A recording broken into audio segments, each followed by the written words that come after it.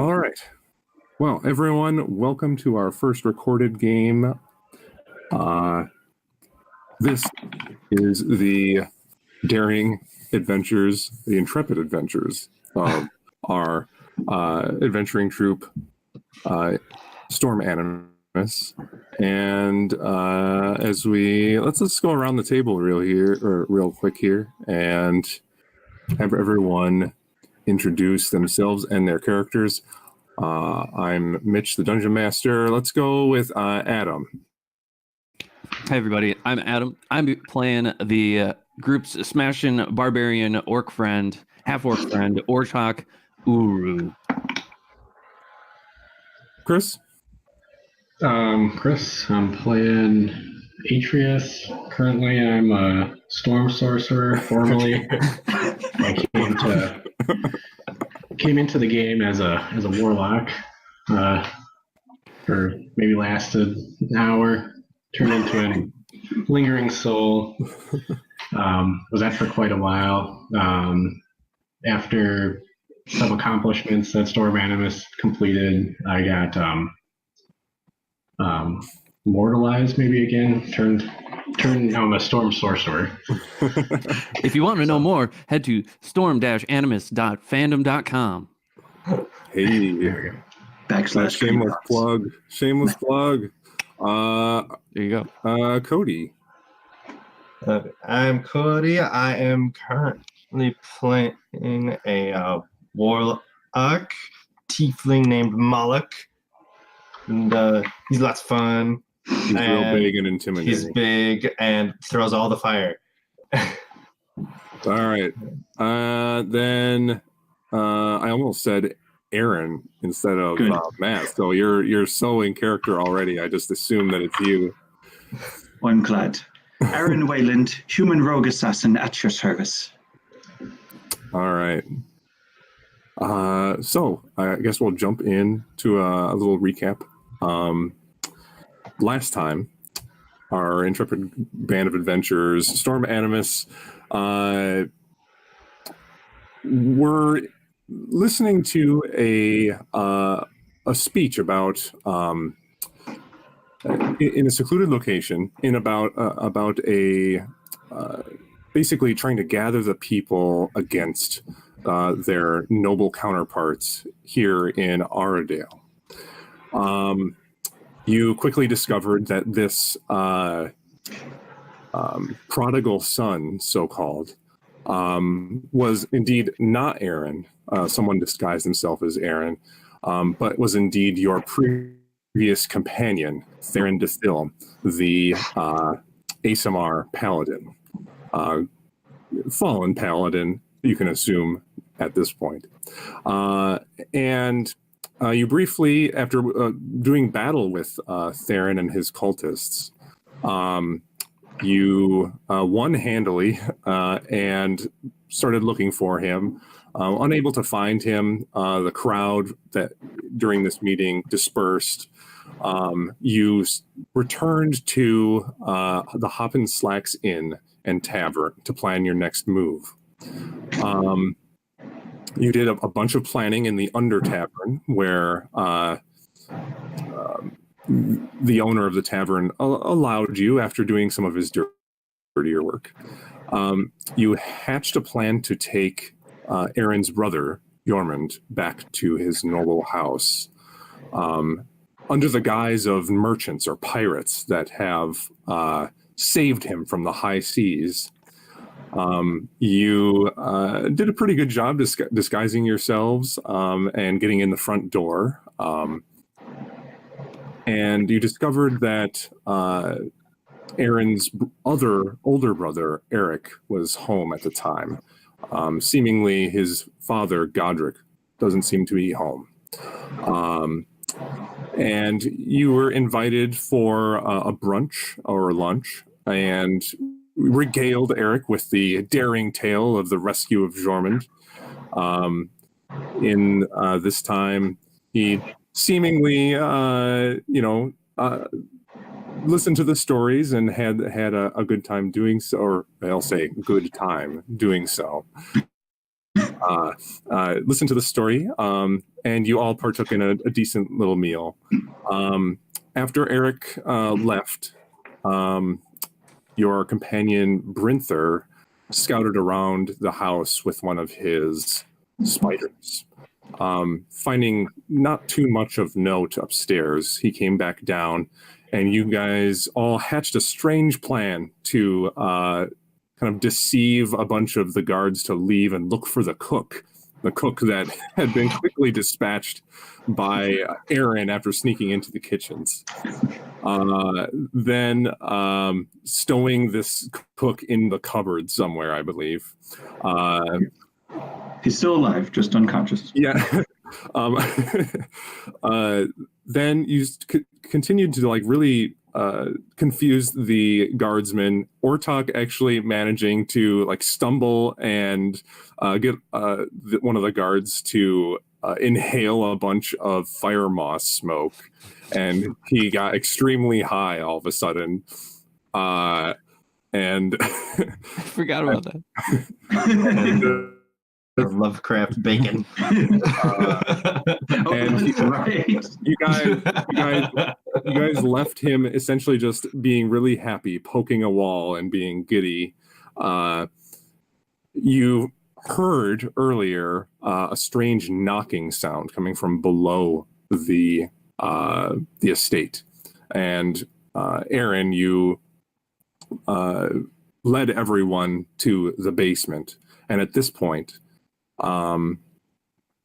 you guys are in the wine cellar, turning the corner to go downstairs, totally downstairs. But before you guys did that, your adventuring companion, Bryn, he seemingly was called out by some sort of extra planar source, and he really realizing the gravity of his situation, he decided that he needed to go and do whatever he was called to do, and he turned around and was transported away. And that is where we are going to pick up today. So, Storm Animus, as you guys are going down into the kind of damp cellar basement and wine cellar of the Weyland estate. What are you guys doing? Right. So I remember I took a peek down there first, I recall. And there were people rummaging about or searching for something or coming from somewhere. There's people down there. Yeah, you saw, essentially you just saw shadows going across the, just across the flight of stairs that goes down there. You see a faint light, torchlight coming from down there. And you also just see you hear periodic footsteps, and you also heard kind of a loud grunting coming from down there that is kind of in sync with the impacts coming from down there. Right. Okay. Right, lads. So that's what I heard. And that's what seems to be going on. It sounds like a knocking. I'm not quite sure, but I feel like we should investigate it. I would agree, yes. Let's go. I say we just fucking go. We've already gotten half the people unconscious, half the people here high. What else could we lose? Apparently another adventuring member here. Right. Okay, well, can I first roll within God, we haven't been together since a while. It has been a while. It's been a couple weeks. Yeah. Right. I don't think I'm sneaking anymore. So can I re-sneak down there? Sure. You want to go down and just check it out sneakily some more? Right, because we're at the top of the stairs, right? Or are we in the you're in the wine cellar, but there's another set of stairs that goes further down. Right. Is there a light? It's vaguely lit from coming down the stairs. Great. I don't know, I'll strap on my owl goggles, whatever they are. Mm-hmm. What are those again? I have it. Eyes of the owl. Eyes The of the eyes of the owl. Get used to it. And Toil, I'll like tell the others like just yeah. And I'll go wander downstairs and just take a peek around, still within so they can see me. Okay. Go ahead and roll out that stealth check. We'll roll the stealth check. Natural 13, 23. 23. All right. So you start sneaking down the stairs. You hear the faint pounding sound come just like a little bit louder as you go down the stairs. The damp corridor getting a little bit more kind of musty as you travel down. The staircase kind of spirals off to the right. The light coming from the exit of the stairway getting a little bit brighter, and you hear a couple of faint voices coming from around the right corner. And you just hear one man to say, "Oh, when do you think they're going to be done over there?" And the other one says, "I don't know, man. Just hold your post. Shouldn't be complaining around these folks." And then you hear one of them walk off. Right. Not towards me. No. Okay. Steps away. Okay, I'll motion for the others to come down. Should we all? Is everyone being stealthy as you go We're down? all sneaking. That's up to you guys. I prefer to sneak. Okay. Stealth checks then. All right.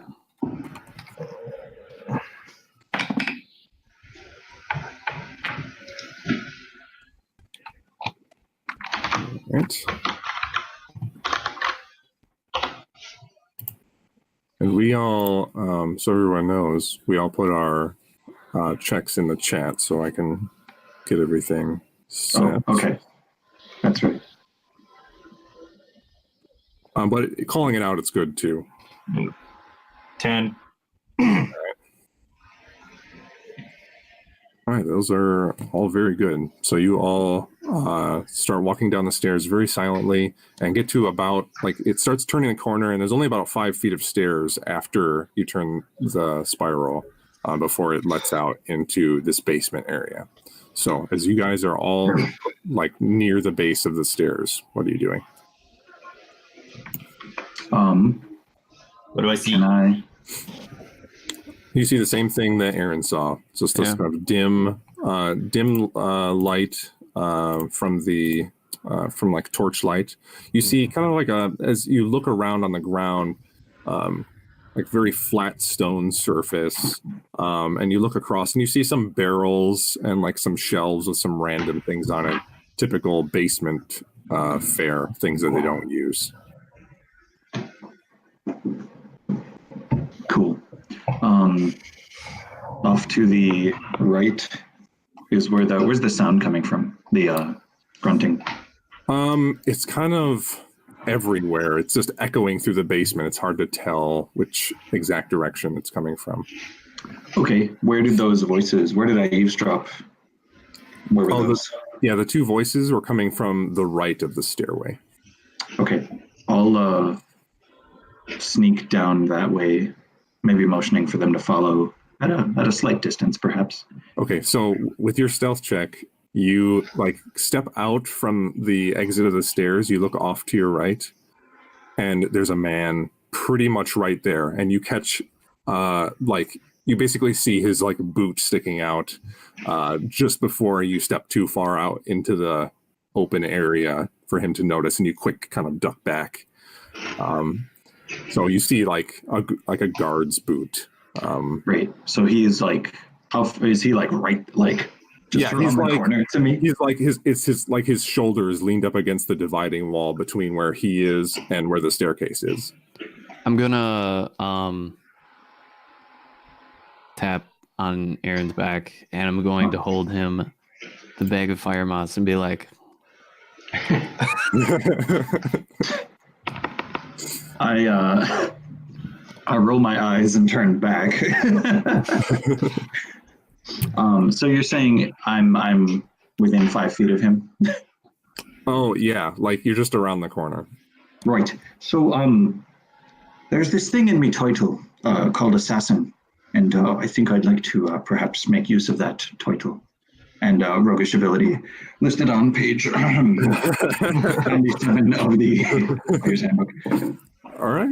So you need to roll the hit first, right? And then if it hits, it's an auto crit. Yep. Okay. Go ahead and roll the hit. And he's unaware of you, so roll at advantage. Oh, cool. All right. Then that gives sneak attack as well if I'm at advantage. Correct. Yeah. Cool. So that was it's a natural 18 plus, like, I'm using I guess I'll use my short sword, but I don't have it ignited. That would be pretty obvious.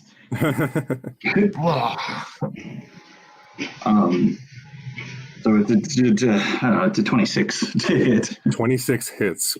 Go ahead and roll your damage, and it's an auto crit. So roll all your dice and double them. Whew, okay. All right. So 1d6 plus 2d6 damage for the sword, not plus. Oh wait, no. The 2d6 is the fire damage, so I wouldn't be doing that. No Sorry, fire damage, right? I'm just speaking out loud. 1d6, still plus 4d6 sneak attack.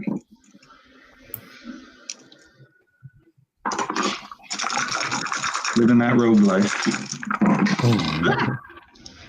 Okay. So, that's not very good.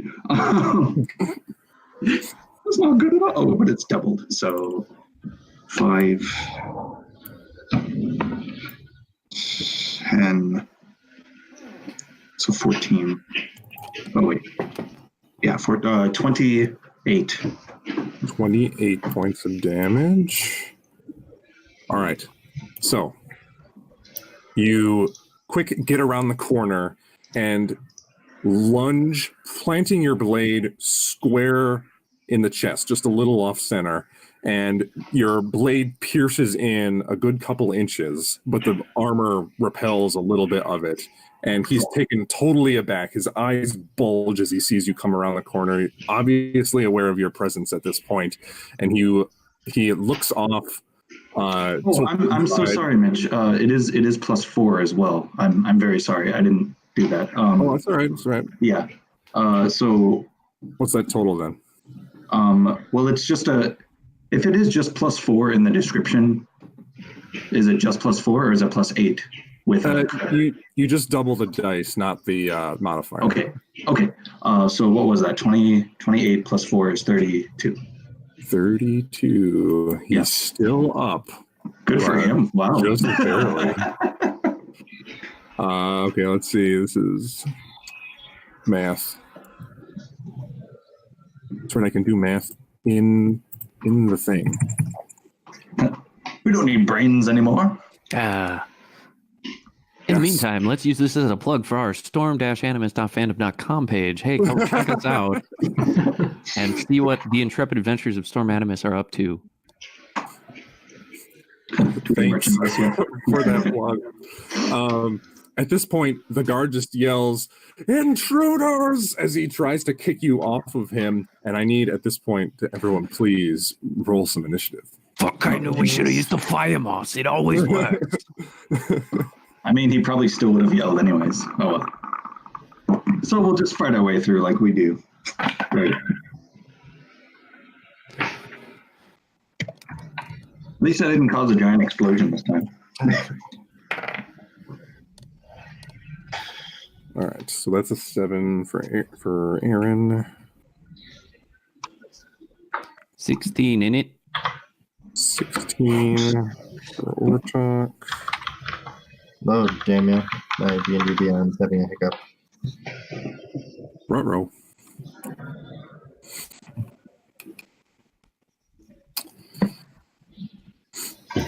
And now I'm pretty sure this is what I got here. 2. All right. 2 for Moloch. It might be 3. What's Atreus's? 8. Okay. Then I got to roll a bunch of initiative. A bunch. So we got. I really thought that would work. Damn. You've made our enemies too strong.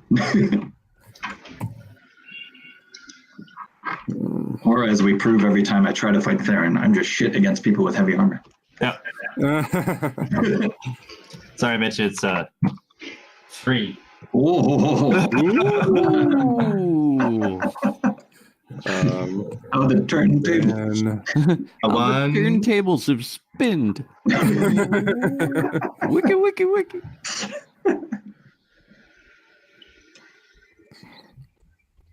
Oh, Okay. damn, yeah. So, let me get the map set up here. Probably important. I have a map. It's a map. Oh, reveal the right areas here. As soon as he yells at us, like, Aaron just kind of says to himself, I knew I should have lit him on fire. All right, see if this is correct here.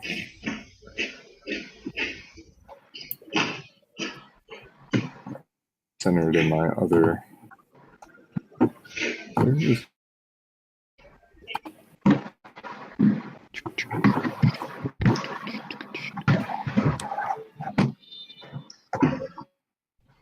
So, you guys, Aaron is in the exit of the stairwell, and then there's a spiral that comes around here. I'll just reveal that here. Spiral staircase coming down. The rest of you are lined up on the staircase. What order would you like to be in? Who's right after Aaron? I think I was, just because of the order of the last map. Okay. And then who's after Ortok? I will be. Okay, Atreus is in back. Yep. All Mitch, I right. gave you a picture. Why is that still Zin? Because I didn't have enough time. So then, Atreus, you're a little bit further up the stairs off the map. All right. So Aaron, you're just barely out in the open here. I gotta reveal a couple more. You see a hallway through the exit to your north that splits. There's a door straight north of you, and then 2 hallways that run off to your left and to your right through this entryway. Otherwise, you're in kind of this kind of gathering space. There's a lot of odds and ends in here, but there's also a small hearth with some fire in the lower left corner there. You also look down and see there's another hallway that goes off to the south, and there's this really bizarre looking creature there. It's this like golden armored figure with this kind of golden helmet, but the helmet is 3 faces. Like there's a face on the front and 2 faces on each side. He's carrying this enormous halberd and a big heavy crossbow on its back, and it turns and looks at you just silently. Does it see all of us, or am I just the one visible right now? The rest of everyone else is just up the stairs, so it can't see them at this point. Since I'm in the back up the stairs, how loud was that guard yelling? Just wondering how you might carry it to the kitchen. You heard it pretty loud and clear. Okay. So, all right. So at the top of the round, it's Ortok. Woo! I'm going to try to grab my guy. Uh-oh. Crush some fire moss. Oh, Crush him. First, I'm going to crush some fire moss. Get up in this bro's face. Right. It should be good. Cool. Well, first, I'm going to get up the stairs. Can I sneak past Aaron and get right here? Or am I pretty much stuck? You're kind of stuck at this point with Aaron where he is.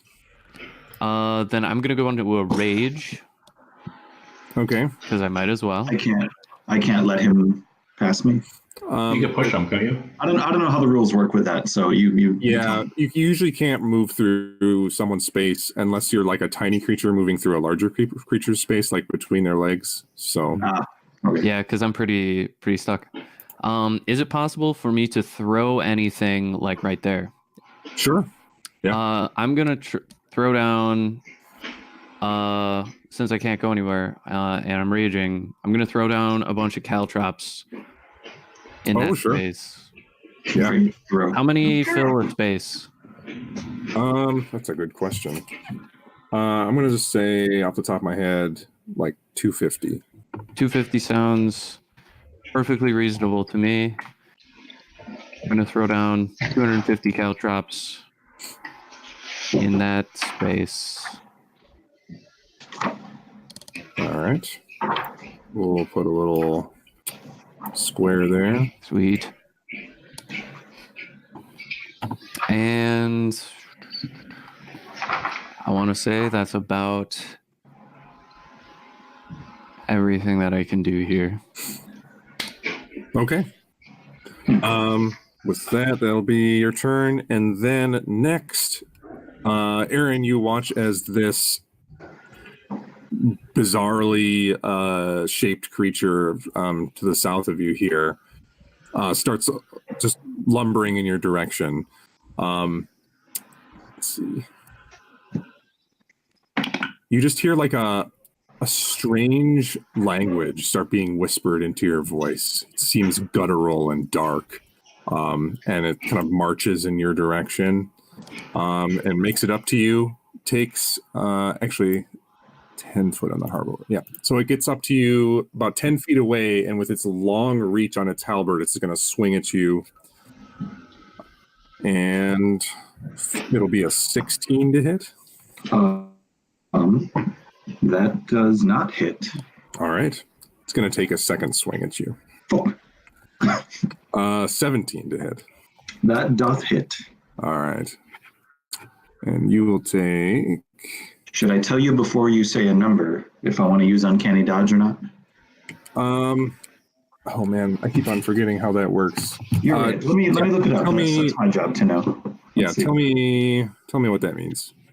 When an attacker that you can see hits me with an attack, I can use my reaction to have the damage. So if it hits, which it does. Yeah, it hits. So then you have to declare it now, I'll say. Okay, then I'll use it now. Yeah. Okay. That will be 6 points of slashing damage from the halberd, and you can half that. Okay, so I take 3. You take 3. Correct. Cool. Let's make it a nice little sexy, like, little cheek cut. Yeah, so it swings this halberd towards you, and you just roll with the punches, and it just grazes the bit of your cheek. Then you hear another kind of clanging set of armor coming from the other direction, and one appears from down the hallway and gets right near the caltrops, but with its long reach on its halberd is going to swing at you again. Squishy. 16 to hit on the first swing again. Oh, good. No. Second swing is a 10. Nope. So none of those hit. It swings 2 times. You manage to duck out of the way. The first time it like slams into the side of the wall. Ortok, you just kind of get a little bit of spray of shattered rock in your direction. As this halberd like bashes in near you, and then it swings one more time. And Aaron, you manage to duck out of the way as it just whiffs over the top of you. Aaron, in his brain, secretly thanks his mentor a million times for making him go through those rope traps a bunch of times. Then, let's see here.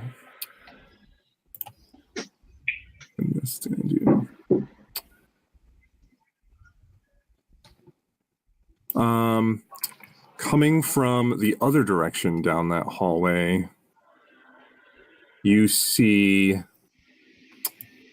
a drow with this long, like reddish cape, dark black leather armor, come from around the corner.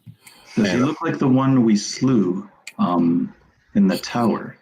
He's dressed very similarly, but he doesn't appear to be the same man. Right. Well, I think we murdered him.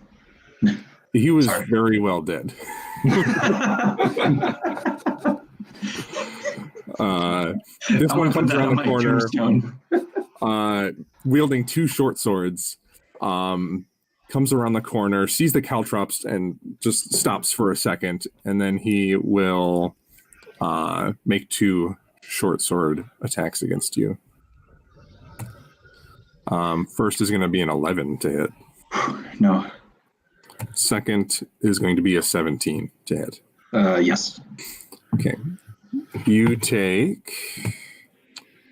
8 points of slashing damage and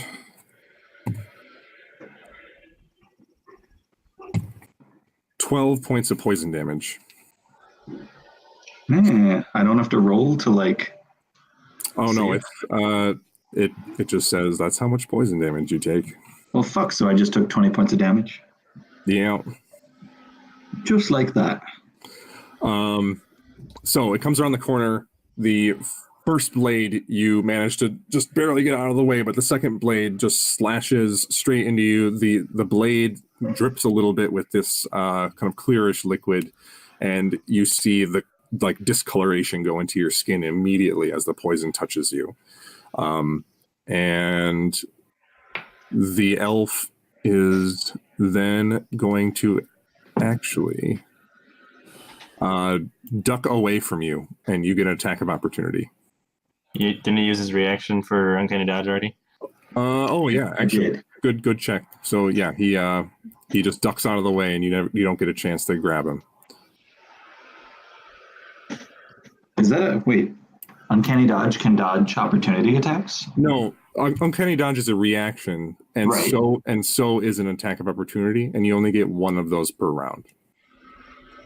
Oh, okay. So that's on me, not on him. Okay, I see. Correct. Yep. Correct. Okay. We figured it out, guys. Well, fuck.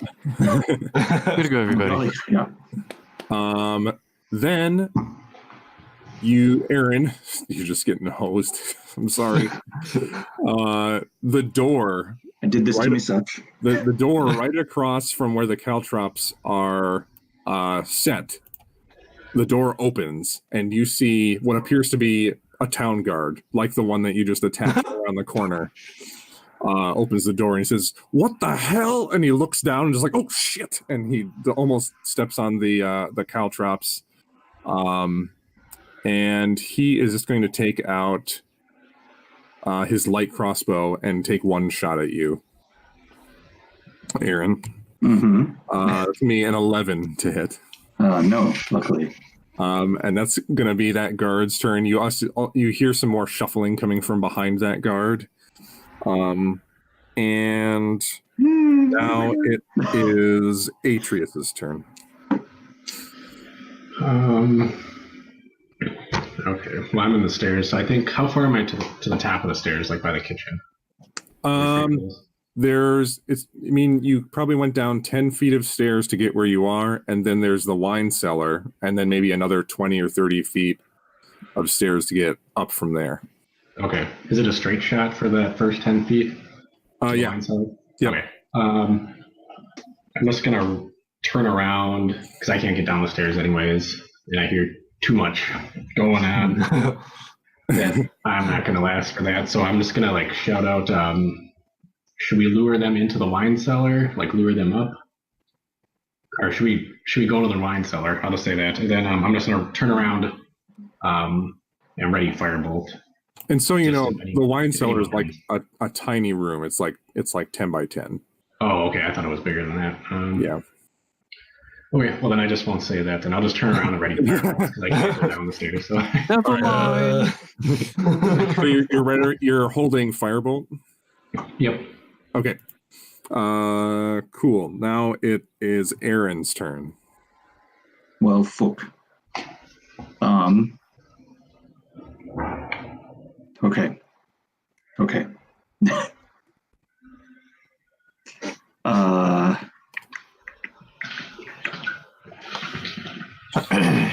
Is an attack of opportunity only within 5 feet? Or is it 10 if these dudes have their weapons as So 10? if you're leaving melee range, and since they have reach weapons, it is if you're leaving their 10-foot melee range. The classic love story of rock meets hard place. Okay. But also, you can move anywhere within their range and not incur that, right? Oh yeah. Yeah. It's just that there's so many, and they all seem to be, rightfully on their end, but they all seem to be aiming for me quite a bit. And I don't like it. So, DM, is the wall into the room that, like in the staircase, made of stone, or is it wood? It's stone. Okay. All right. Aaron will...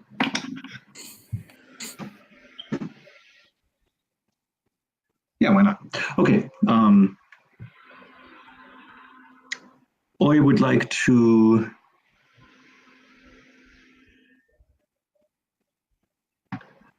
Moving here will incur an attack of opportunity, will it not? No. Nope. No, not from armory facey dude. No, you're still within 10 feet of him, so you technically are still within melee range of him. Halberts, I tell you. All right. Okay, then I'll move up to there. My sword is out. I wish to ignite it, which causes, I think it's a bonus action to do that. Yep. So I'll say, Brissinger or whatever it is that, whatever word I use to ignite the thing. Hi, Christopher, please don't sue me.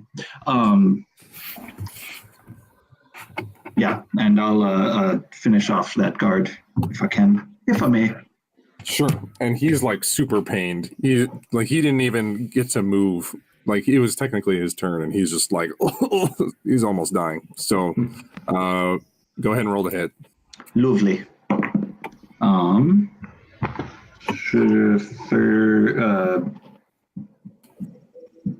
18. 18 hits. Go ahead and roll damage. Is this a sneak attack? Like Ortok's behind a wall, so you get to decide. I'm going to say it's not, because he's not technically threatened by Ortok. He's behind a wall. Suddenly a giant greenish arm just reaches around. Crushes his skull. Okay, so just a normal fiery bladed attack. Just your normal sword on fire attack. Okay.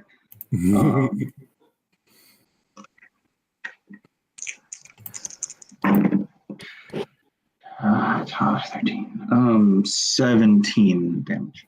I rolled really well. 17? Very nice. So you ignite your flaming sword and just slash him across the front of his body, and you see a burst of fire come out, and you see him just take his last breath as he collapses onto the ground, losing consciousness. Woohoo! So let's see. Igniting a sword is a bonus action. I used an attack action, which means I'm done, I think. Okay. You're staying where you are? Yeah, because if I try to move, like if I were to move where the guard was, this dude would try to kill me, right? Yeah. I'll say though, since he's like obscured by this wall, you'd get a little bit of like half cover action. Okay. In a bout of teamwork, I wish to move just kind of over, I'll step over the body and just Excuse me. Sorry. Yeah, I'll just kind of go into the corner expecting a greenish, axe wielding blur after that. All right, so you go around. Or is it a sword? What do you have? I don't know. Oh, that's right. He's got the great sword of Strawn Moss. Strawn Moss. Oh yeah, Sparky Boom Sword. Yeah. Yep. Actually, like I'm interpreting the rules very literally here. You still haven't technically got out of his melee range since it's 10 feet. So you no attack of opportunity. So then that's all you got, right? Wait. All right. Now,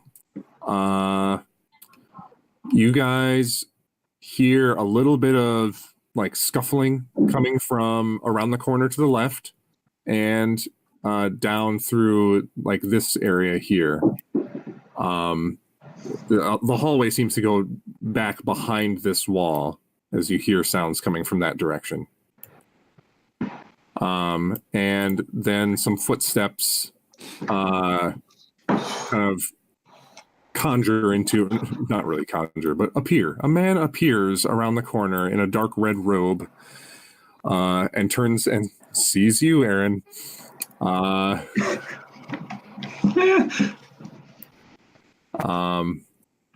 He is going to, let's see, what is he going to do? What isn't he going to do? What is he going to do? So he's going to put his hands out, do a little bit of motion, uttering some arcane words, and then a kind of spectral sword appears next to you, Aaron. Okay. I'm going to use this red box as the sword. Okay. And then I got to look at the spell real quick here.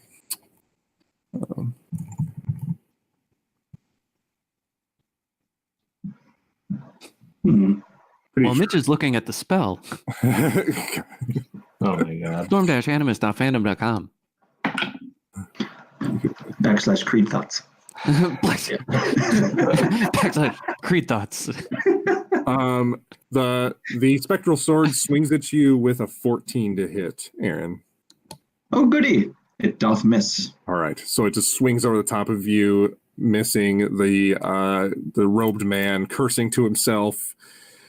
Then it will be Moloch's turn, finally. Well, hearing all the shit hit the fan, I'm going to get as far down the staircase as I can, which is not very far.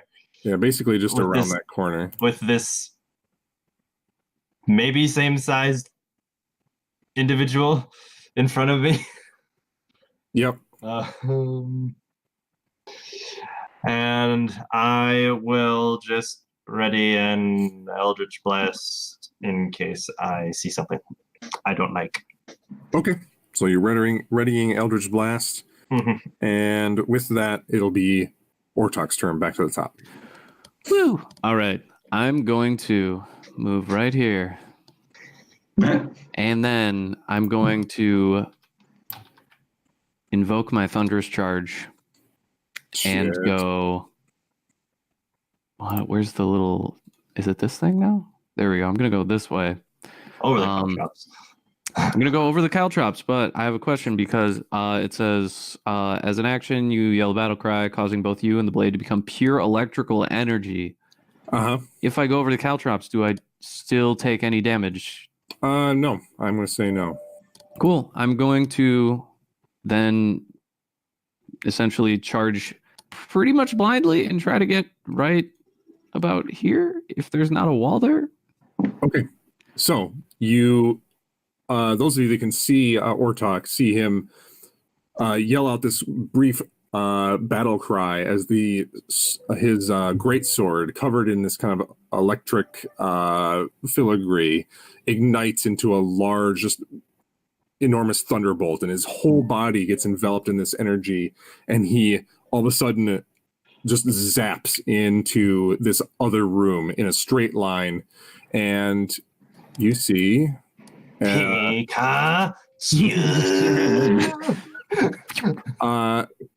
Ortok, as you exit this state, you come into this this bedroom, essentially. There's a bunch of different beds, 2 guards, and what appears to be another red-robed figure.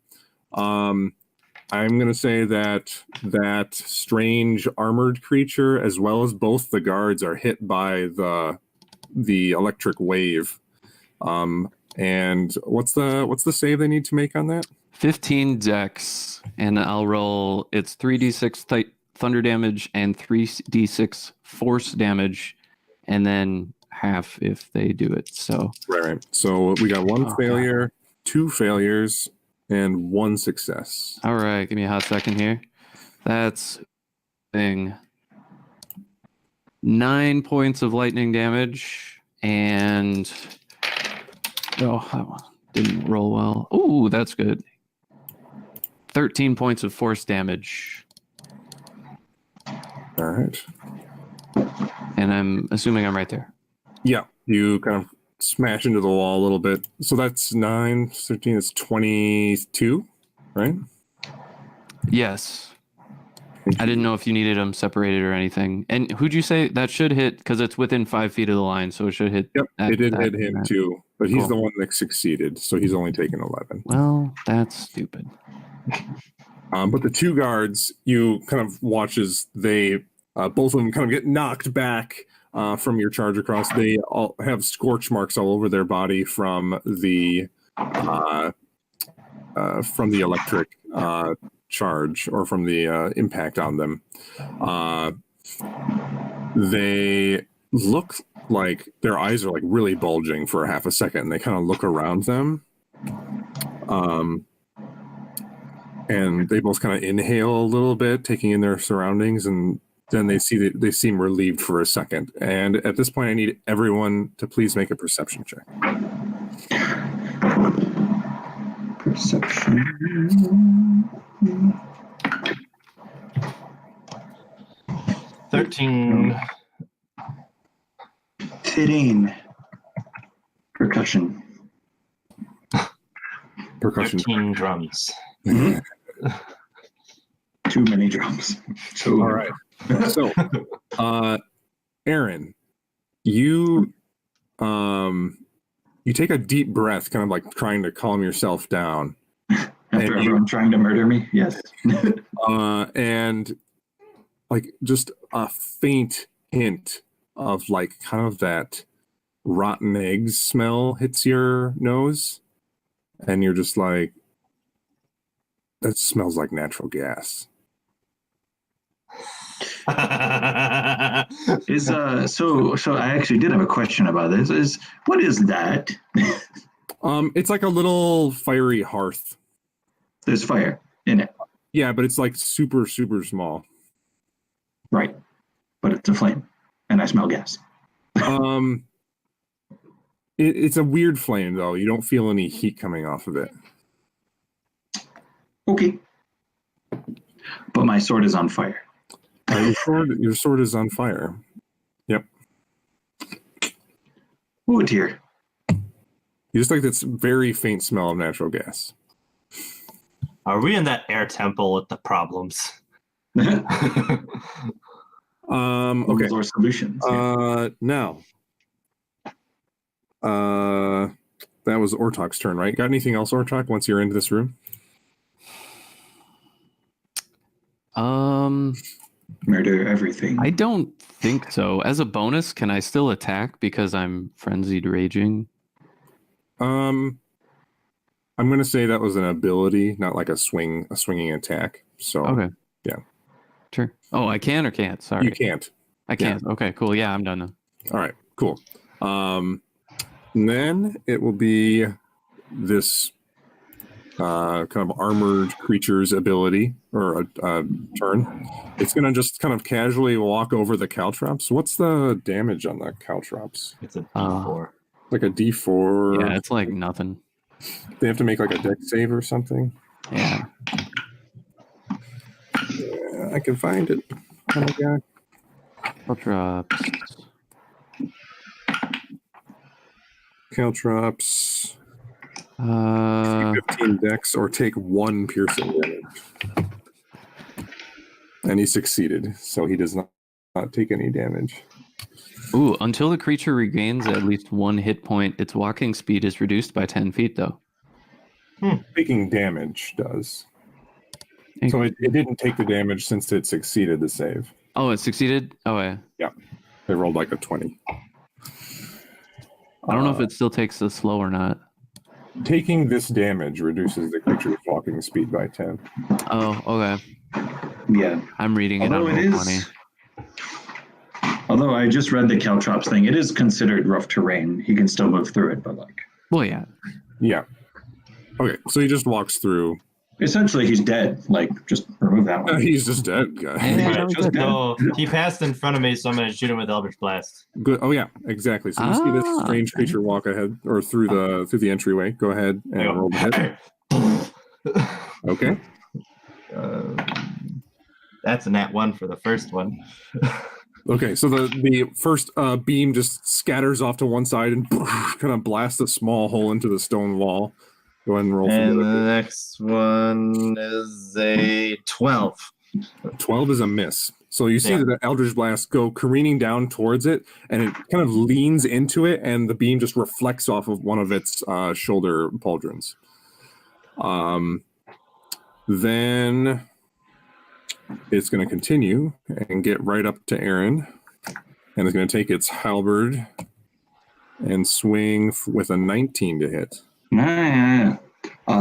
Yes. That'll be 6 points of slashing damage from the halberd, All right. and then it's going to swing again with a 15 to hit.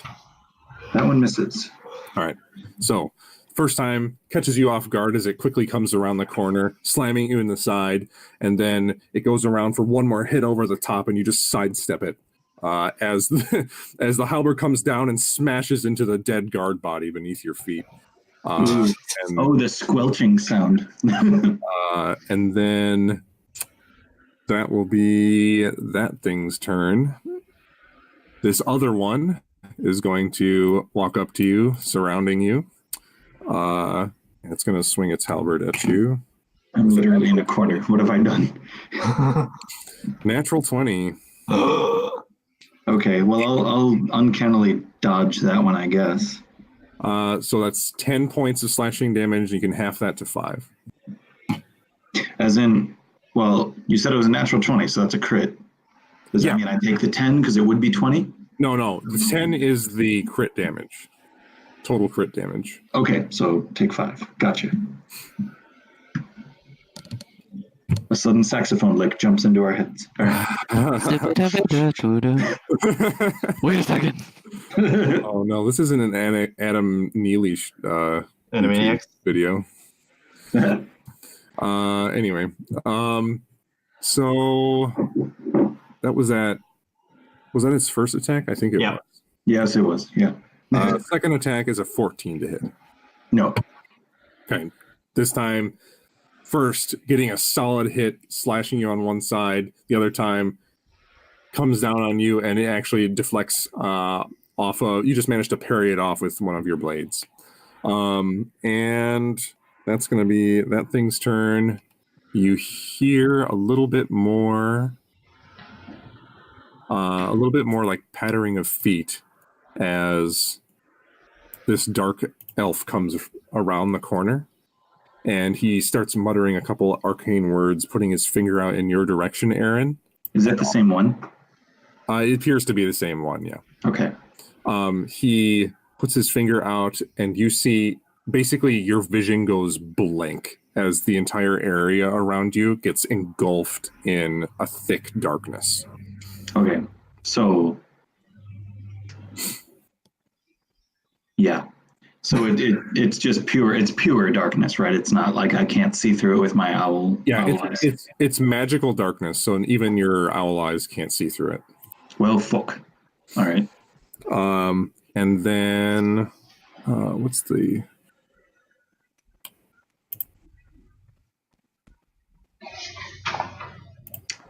This is precisely the moment where a beat of force would come in real handy. Yeah, you're out of those, right? Yeah, all done. Man, I wasted my last one on revenge. Yeah, I mean, wasn't he like a Shark. It was a He shark. was a shark in a ball. Yeah, we put him in a fish tank, essentially. Don't know what we're talking about? Storm Dash Animus. I'm going to say in a 15-foot radius all around Aaron at this point is all pure darkness. So even Mullock you cannot see at this point. Oops. And Atreus, also, you see from down the stairs, you just see like all of a sudden this like insane magical darkness appear down there, and you can't see Moloch anymore. Now these two guards are going to attack you, Ortok. Okie dokie. First is going to be a 7 to hit. Does not hit. All right. So far, so good. Where is it? Okay. He can't be killed. And then the second one is going to swing at you with a 9 to hit. I can't be killed. So both of them take their spears and just start trying to jab at you, but they're like shaken from your magical electric charge, and that's going to be their turns. Let's see here. Then one guard appears from behind this corner here. Jeez. Comes out and looks around, just like, what the hell? And he can't see anything because it's all darkness in this room. This whole damn room's dark. Awesome. Basically, the whole room's in darkness. The elf and the cultist are basically on the edge of the darkness. Okay. Then it's going to be Atreus's turn.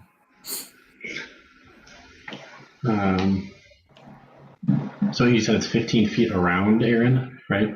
Yeah, correct. Okay. So you said I'm in the darkness or at the edge of it? I just saw You're up the stairs and you saw appear and engulf Moloch. Excuse me.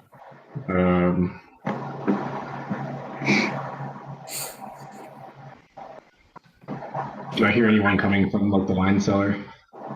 Make a perception check.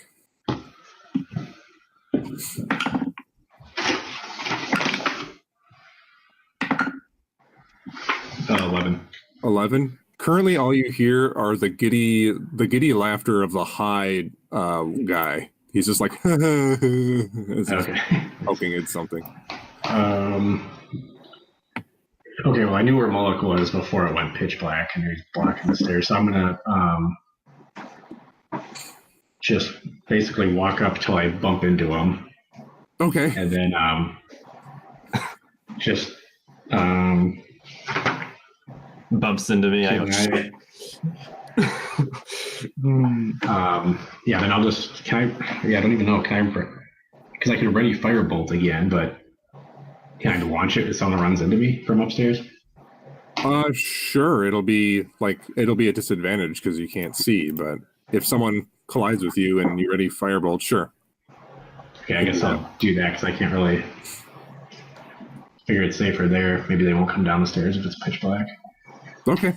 So you bump into Moloch and then just turn around and start readying your firebolt again.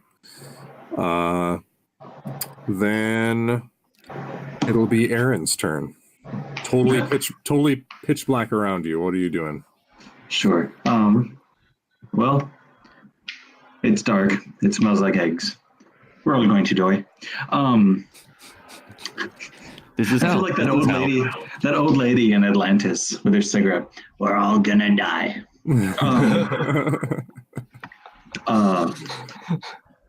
Okay, this is such a terrible idea. I have a vial of alchemist's fire that I don't know what's going on. I can't see anything. I'm gonna throw it right in front of me. Just throw it forwards.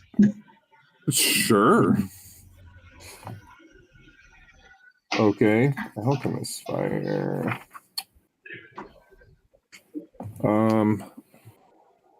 Gotta look up the thing real quick.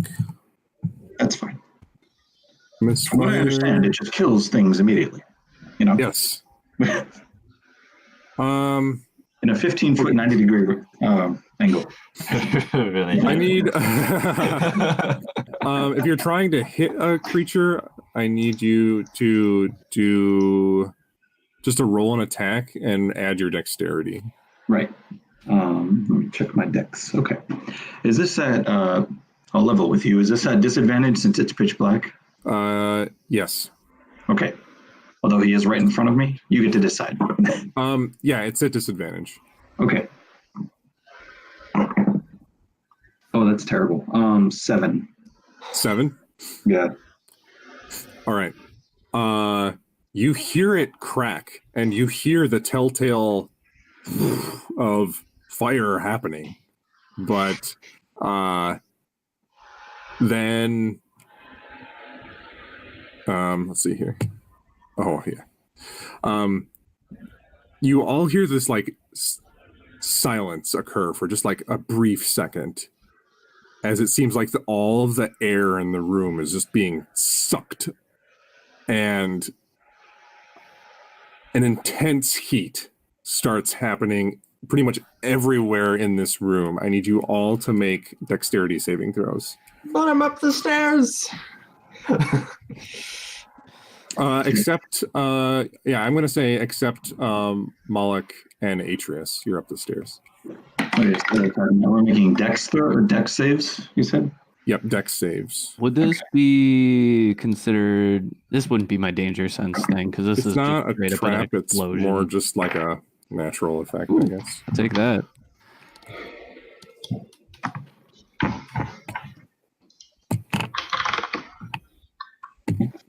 Yeah, okay.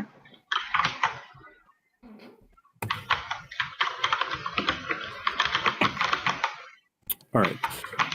13 for Aaron, and what is Ortok get? Oh, 20. So Aaron fails, and Ortok succeeds. Aaron, you take 19 points of fire damage as this huge explosion emits from the center of this room. Ortok, you succeed, so you're going to take 10 points of fire damage. I have to roll a bunch of saves myself now. Remember that time Atreus shot a fireball into a room and everyone just died? So I fails. This guy succeeds. This guy, let's see, fails. So he gets, oh, that hurts. Then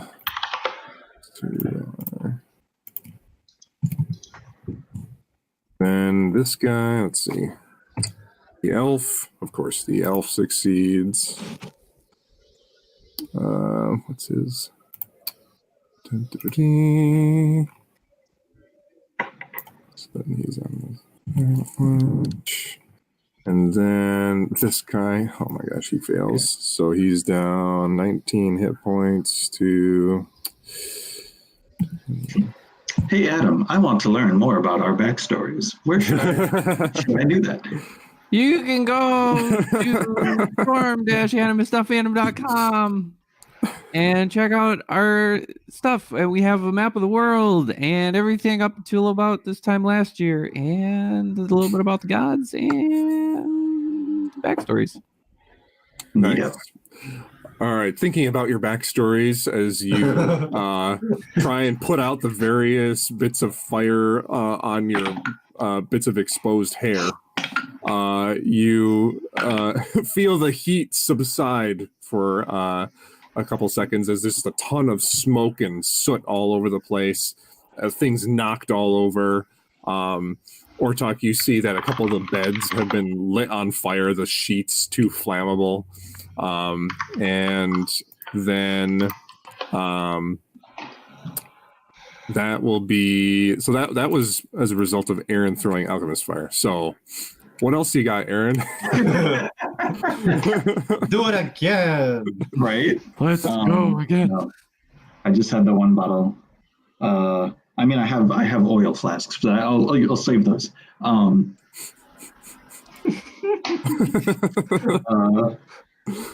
God. This is the second giant fire I've caused in this house. Okay, I will. I mean, just kind of. So I used my left hand to throw that. I heard the thing go off. It burned a lot. Not knowing what else to do since I'm still blind, I will just take a disadvantaged swing in front of me.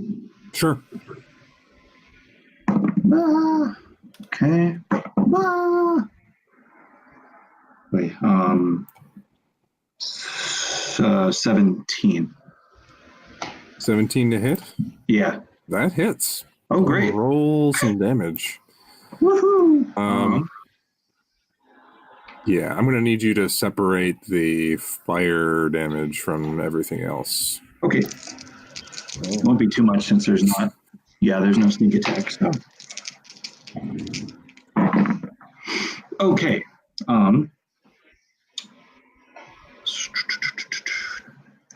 To 6 regular damage, 6 slashing, and or should it be piercing? What are short swords? Are they either? I don't know what it says in the book. Short swords? Yeah, I think are flashing. I think they're slashing too. sure. Why not? And then how much fire damage? Sorry, I was gonna find short sword. That would be 10 fire damage. Okay. I rolled. Yeah. So, you kind of stab out into the darkness, trying to find something, and you feel an impact as you seem to jab into something relatively soft, and you hear kind of.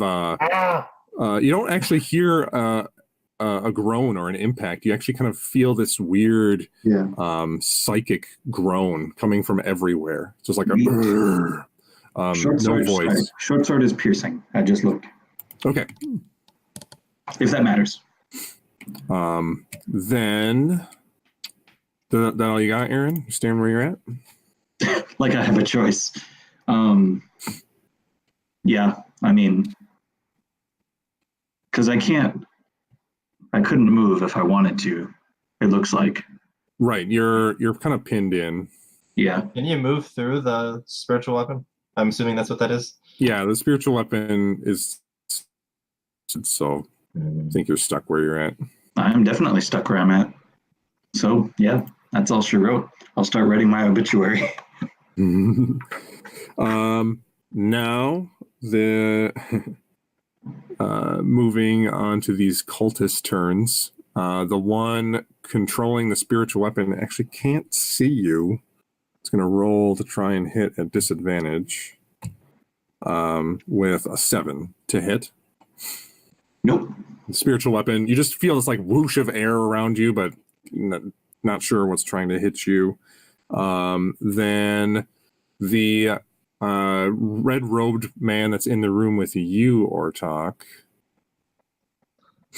is going to... Is he in a burning bed right now? Yeah, the bed's kind of on fire, and he's like trying to get out. Whoops. We've all had those mornings.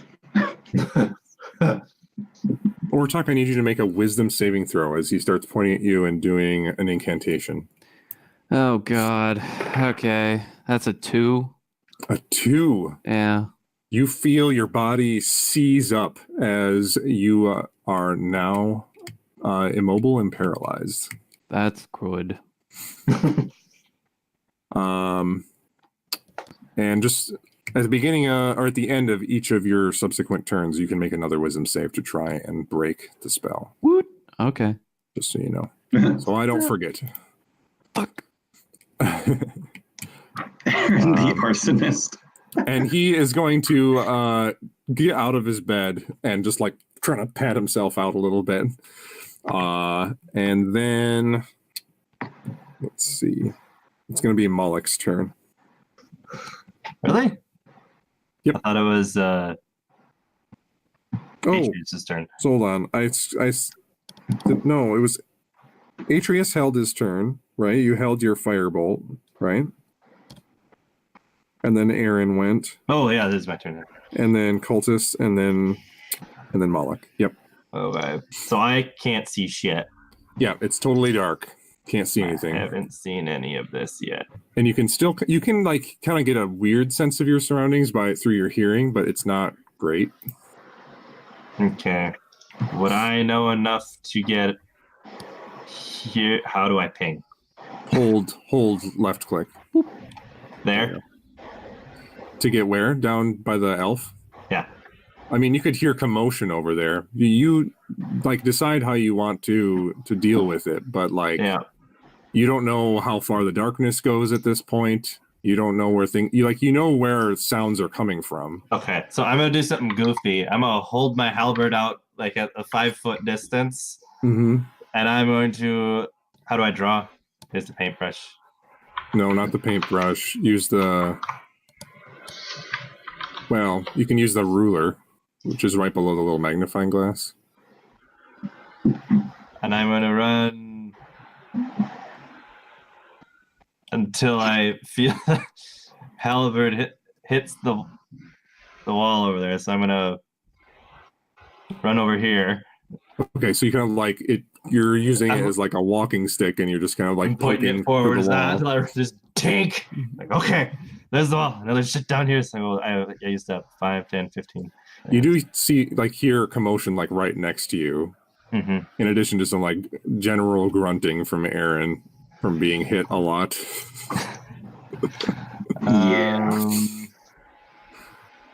Okay. Many expletives, but they all sound beautiful because I know Celestial or not Celestial, I know Fey and Elvish. So the most beautiful swears you ever heard in your life. And I'm gonna get to here if I can. Yeah, I can.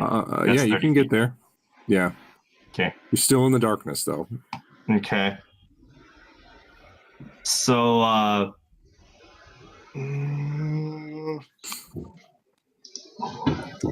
I am going to take my halberd and hearing Aaron shit the biscuit, I'm gonna swing at whatever's between us.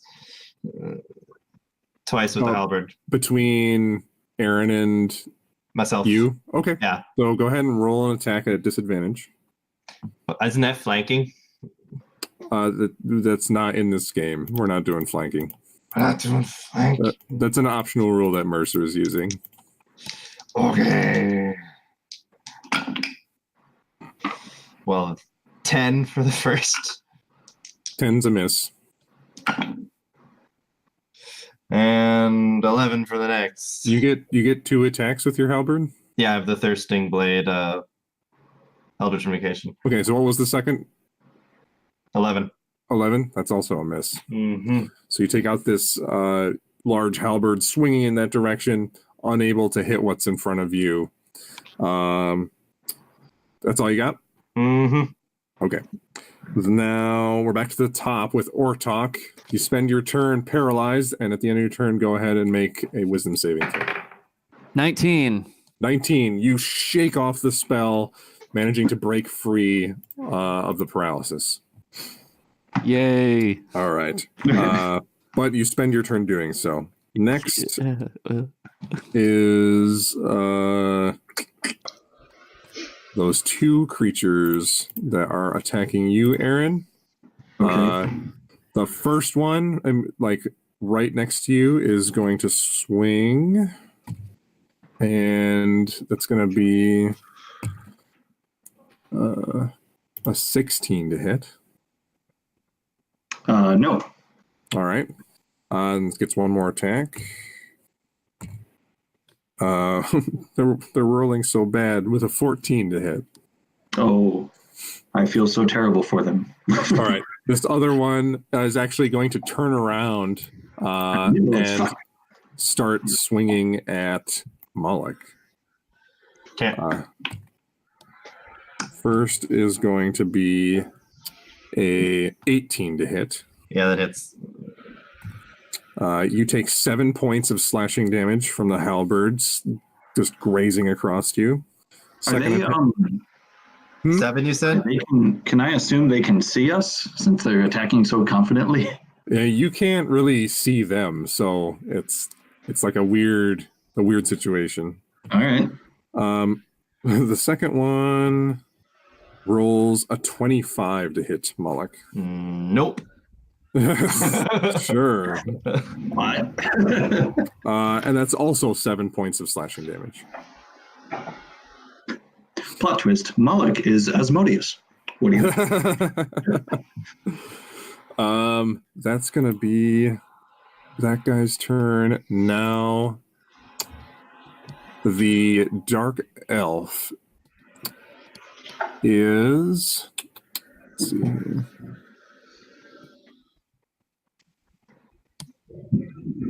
He's going to just kind of swing his short sword into the ether of darkness that is by Moloch. By me, not at Yeah. me. So the first one's going to be an 8 to hit. Nope. He's at disadvantage. He can't see what's going on. He rolled a natural 2, so that's he's definitely not going to hit either of those attacks. So he swings in with both of his short swords, kind of into the darkness because he can hear some commotion going on over there in his bubble of darkness, but he is unable to hit anything. I catch the last one and then I go. Oh, you can't see. I you can't. You can't see. He grasps for the sword. I forgot about that. And laughs. Oh. Now this guard is literally just like, he can't see anything. He doesn't know what's going on by Moloch here. He's not going to attack. But the 2 guards that are near Ortok are going to attack him. First is going to be a 14 to hit. No, it does not hit. And then the next guard's going to swing at you with his spear and roll a 13 to hit. Also does not hit. Okay, both of these guards go kind of jabbing in towards you, and you manage to just break the paralysis just in time and duck out of the way. And the guards are going to just look a little bit, one of them gets like a little bead of sweat down its brow. Then you guys hear a few more footsteps and hear a guard appear from around the corner over here. And he looks down at the caltrops and look at his friends like dealing with something over there, and he's going to run across the caltrops. Actually, he can't see. He got into the darkness here, and he's feeling around aimlessly like, what's happening? And then he's going to go over and step on the caltrops. And fail, and he's just gonna be like, "Oh shit!" as his feet are terribly hurt, and he's gonna continue down the hallway, just like with spikes in his feet, and he's gonna disappear around the corner.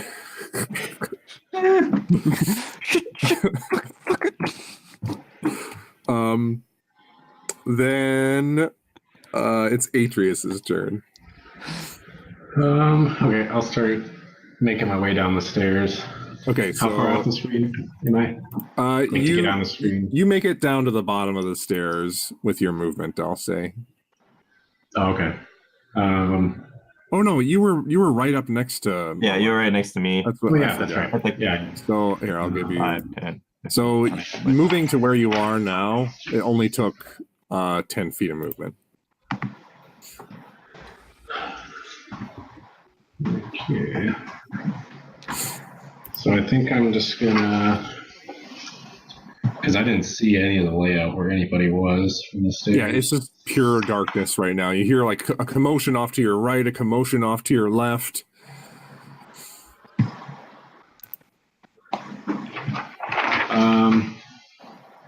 Well, if I'm reaching out to my sides right now, I'm gonna feel the walls still. Yep. So I guess I'll take one more step forward. Okay. And then my arms are out. I'll brush against that guy. So I'm just going to turn toward facing down, away from the caltrops. And then I'll just do, because I don't know what's in here, I'm just going to do Thunder Wave.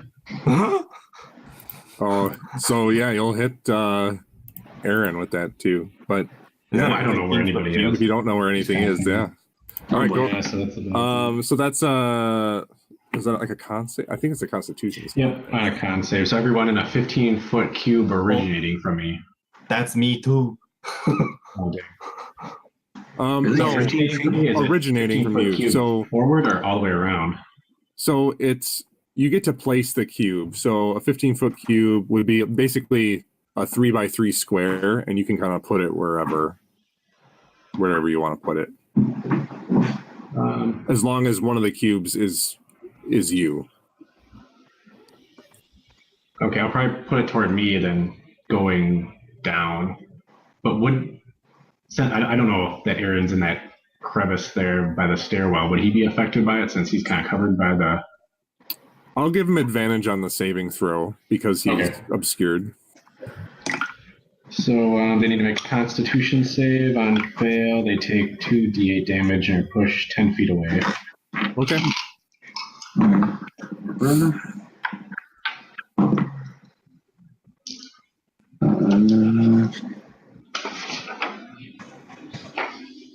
17 for me. All right. Okay, so then, they just need to beat my spell save DC, right? So that's 16. Okay, so Aaron, you succeed, and the other creature fails. So again, roll your damage. Well, wouldn't it be 2 creatures? Yeah. Yeah. And he fails too. Okay. Whoosh, they going flying. So they get 2d8. Mm-hmm. So that'll be 6 damage. Okay. Um, And they're pushed how far away? 10 feet. But then also when I do thunder damage or lightning, that was thunder. So then creatures within 10 feet. Oh, visible creatures. So I guess they're not visible right now. Yep, they're not visible. Right. So Aaron, you're taking half of that 6, right? So you're taking 3 damage. Okay. And then he stays where he is. Yeah. And these guys are moving 10 feet away.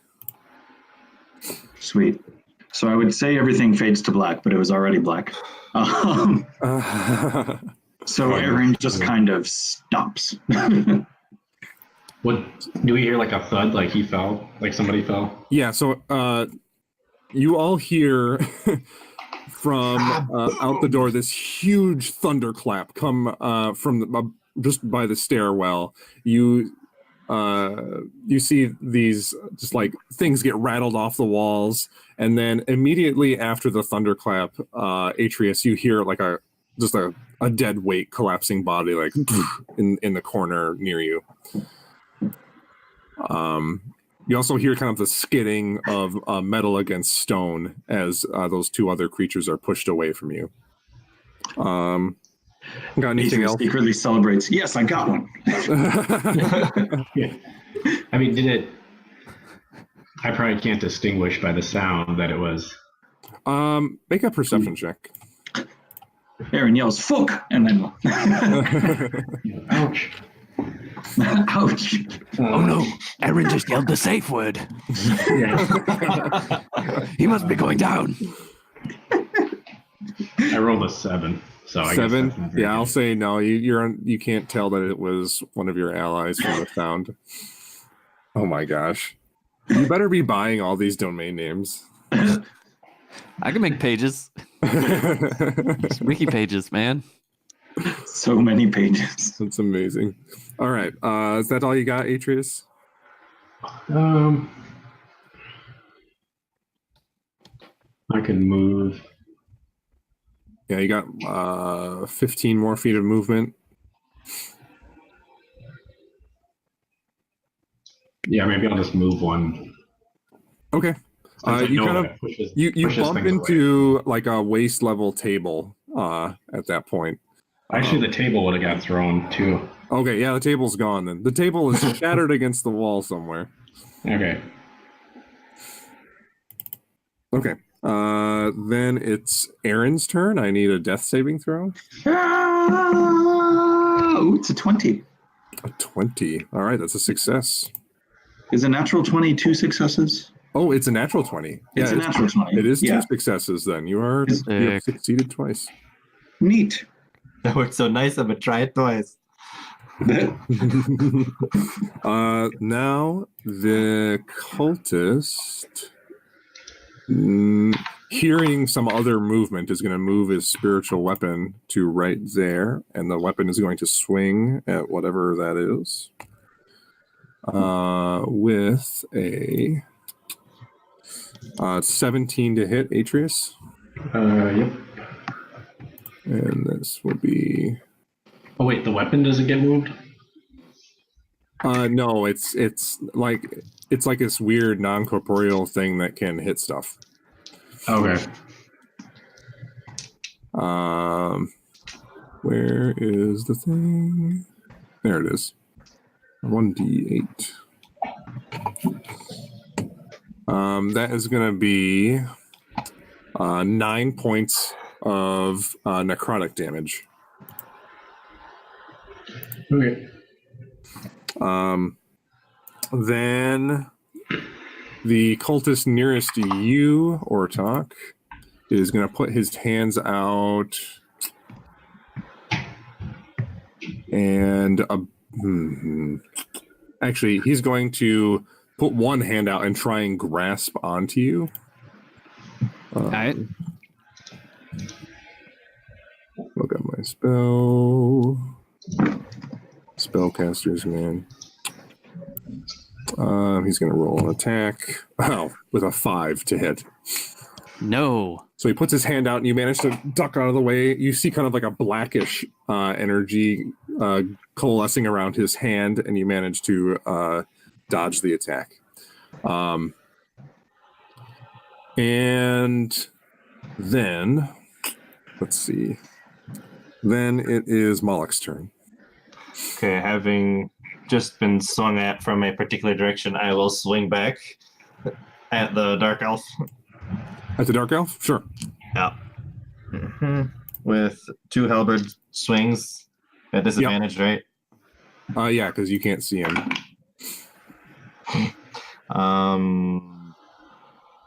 11. 11's a miss. And 13.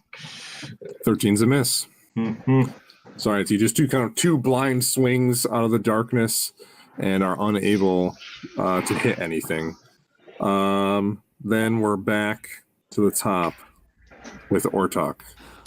All right. Advantage. Maybe I could do some damage now. That would be great. I'm gonna try to kill this guy. I'm gonna use reckless attack on him for advantage. Which guy? Sorry, The cultist. All Sorry. right, the cultist. Okay, yeah. All right. Let's see how this goes. Great. That was not awesome. That was much better.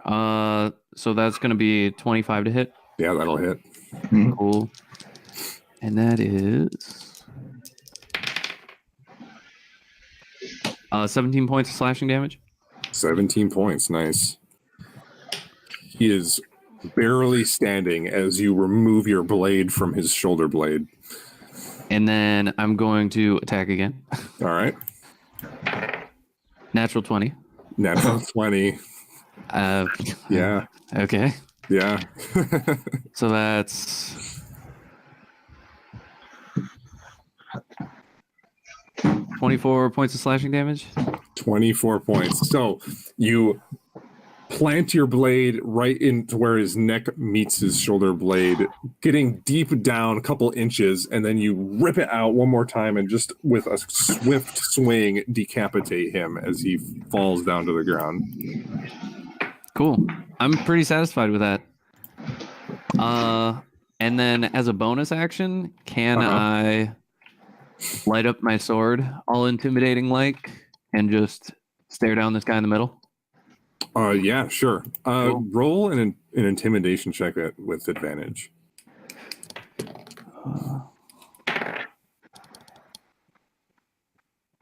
16. 16. The bead of sweat that was there before is now like it's flowing. Now there's 2. Now there's 2 beads of sweat. No, and he looks wary, but he doesn't flee. Standing his ground, he looks over to his companion, and they give each other like kind of weird looks. Got anything else, Ortok? No, that's it. Okay. Now, these weird armored creatures are going to. They got slammed back into the wall, One of them is going to move up around Mullock here and take a swing at Atreus. That is going to be a 19 to hit. Yep. And you take 4 points of slashing damage from the halberd. He's going to get a second attack with a 25 to hit. Yep.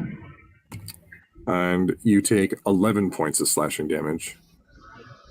Okay, so 15 total then? Yep. So 4. Okay. And then the other one is going to stare where it is and take 2 swings at Mullock.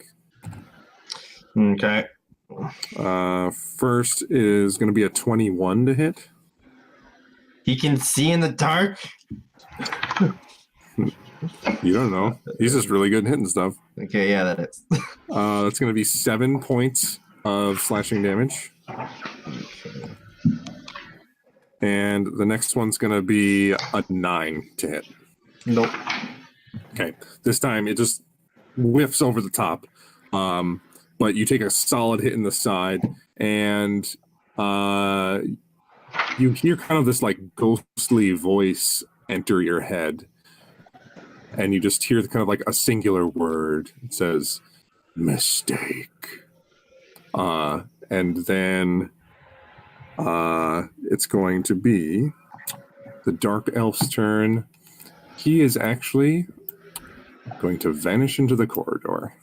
Mullock, you get an attack of opportunity. Okay, disadvantages. Yep.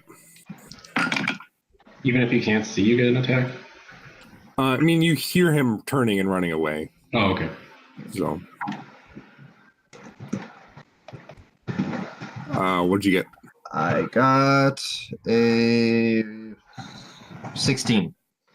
16 is still a miss. So you swing out and miss totally. Then the guard here is going to take a swing at you, Mullock. A disadvantage because he cannot see. It's going to be a 10 to hit. Nope.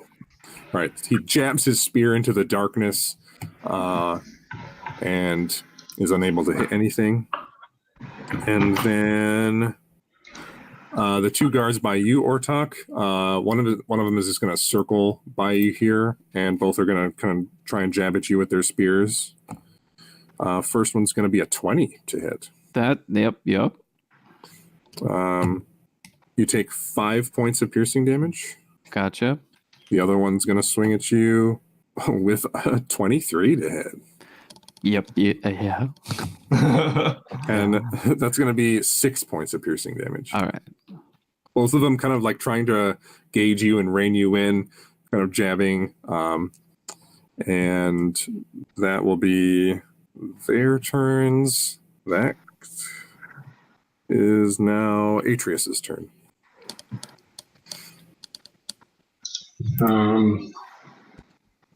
This is just a weird question, I guess. So, like, when he makes a saving throw, and is he making any noise down there, or is he just laying there? And He's unconscious and like barely breathing, so it's not a lot of noise coming from over there. Right. So I'm just trying to see if I'd even be aware that it's him, or why don't you make another perception check? That close? Okay. 12. 12. I'll say that you hear something, like you hear, like, kind of like the gagging or like sound of someone dying, but you're not sure who or what it even is. Okay. I'd probably just leave it, seeing as I'm getting stabbed in 2 different spots here. Some more pressing situations, yes. Yeah, no, I'm just trying to think, like, because I know it's you there, like, outside of character, but I'm trying to think, like, in the moment. Yeah, right. It's hard. It's hard separating that. Yeah, so, I'm going to figure that they can see in the dark, even though, or whatever's going on. So I'm going to use,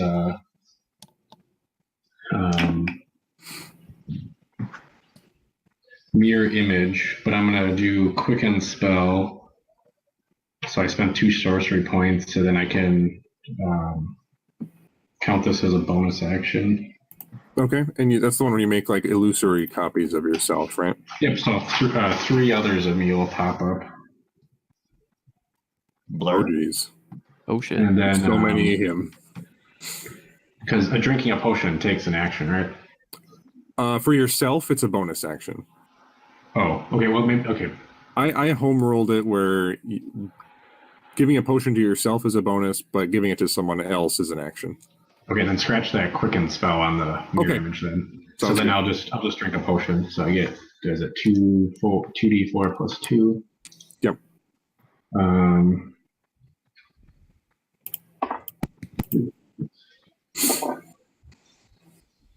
So I'll gain 6 health. All right.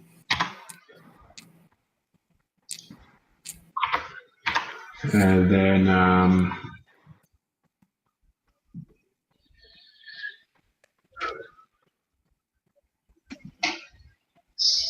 so since I have mirror image, I move, their attack of opportunity would roll against that mirror image, I think, right? 3. Well, yeah, you do the same thing where you roll to see if it hits one of your Okay. images instead. So I'm just gonna take a step back because I don't feel anything back there. Okay. So yeah, I'll move my guy back. All right. So All there's your the- images kind of come along, but you actually don't incur an attack of opportunity because you're still within the halberd melee range since it's a 10-foot. Oh, okay. Does that magic item get a attack of opportunity? No, they don't get attacks of opportunity. Oh, okay. Um, Yeah, I can't see anything, so I'll just yeah, I don't really know if I want to attack. Yeah, I'm just gonna do that for right now. Okay. Now it is Aaron's turn. I need a death saving throw from Aaron. Good job. Oh, that's a natural 1 to follow my natural 20. Oh my god. So this is like do or die. All right. 2 failures then. 2 successes, 2 failures. So 2 strikes, bases are loaded. Let's see what happens. Oh my god. Now this cultist is going to take his spiritual weapon and try and swing it towards you, Atreus.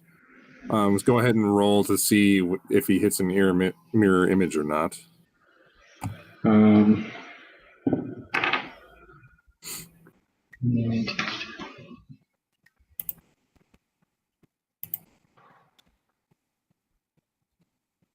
Okay, so I rolled an 8, so he hits a copy. He hits a copy? Okay. Yep. So now I only have 2 left. It hits one of them and does... Well, he rolled a 21 to hit and then did 5 points of necrotic damage. Yeah, any success hit will destroy it. So yeah, his 21 hit will. Gotcha. So one of them is destroyed. We'll say the one down here is gone. Cool. That is going to be that cultist's turn, and now it's Moloch's turn.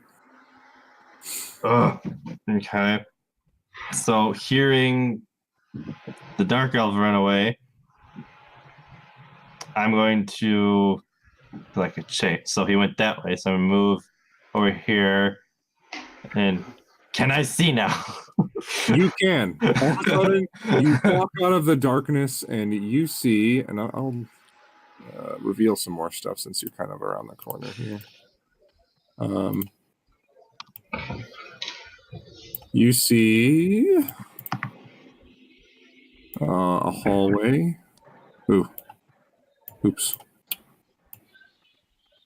Hallway going this way, and the dark elf is at the end of the hallway. He's kind of like running away from you. There's also a door. I don't know if it's totally clear, but there's a wooden door right there.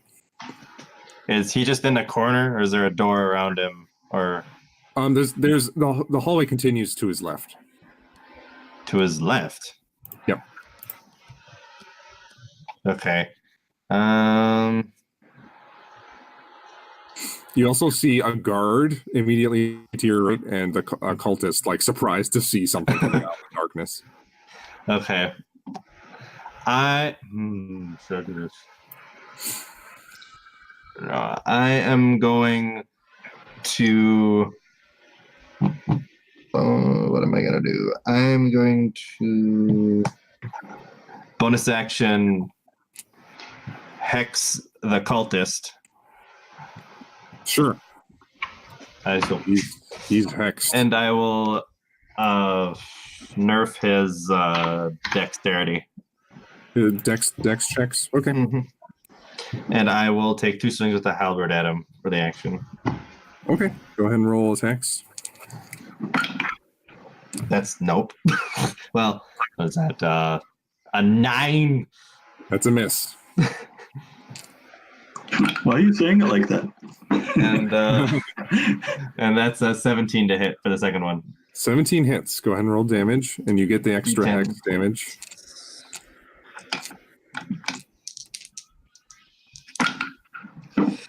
So that's what's that? So 12 points of damage total. Nice. So you take out this halberd and just slash him across the front. The hex blackish energy coalesces around your blade as it cuts through him, doing some extra damage. He's still standing, but looking pretty rough. I look to the guard, if I may. I look to the guard to the left, and I go, "You should run." He's only seen you do one thing. Okay. All right. Yeah, sure. You say it. He looks at you just like you shouldn't be here, but he's not particularly fervent about it. Got anything else? Nope. That'd be all. All right. So now we're back to the top with Ortok. Woo! I'm gonna use reckless attack and hit that guy. All right. Hit him with your sword. Because what else could I do? You know? Oh, natural 20. Can't make these things up. All right. Okay. Here we Roll go. damage. Rawr. And my sword is all lit up now, so that's It fun. is. So we've got, let's see here. Do you want me to separate out the damages For these guards, nah, it's fine. for these guards? No? All right.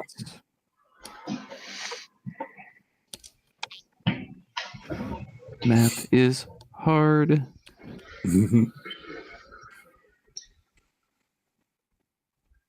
24 points of damage. 24 points on that guy. Yeah. Okay. Yeah. He.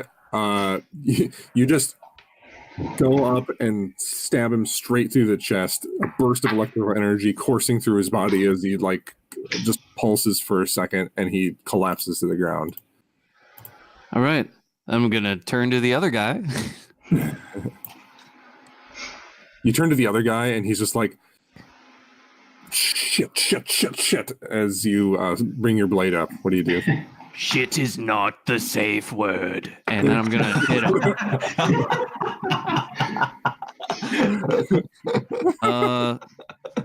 Let's see here. What do we got? 15 to hit. 15's a miss. 15's a miss. All right. I'm going to attack one more time because I can. All right. This should be better. 21 to hit. 21 hits. Yep. All right. And that is... Woo! These are good rolls.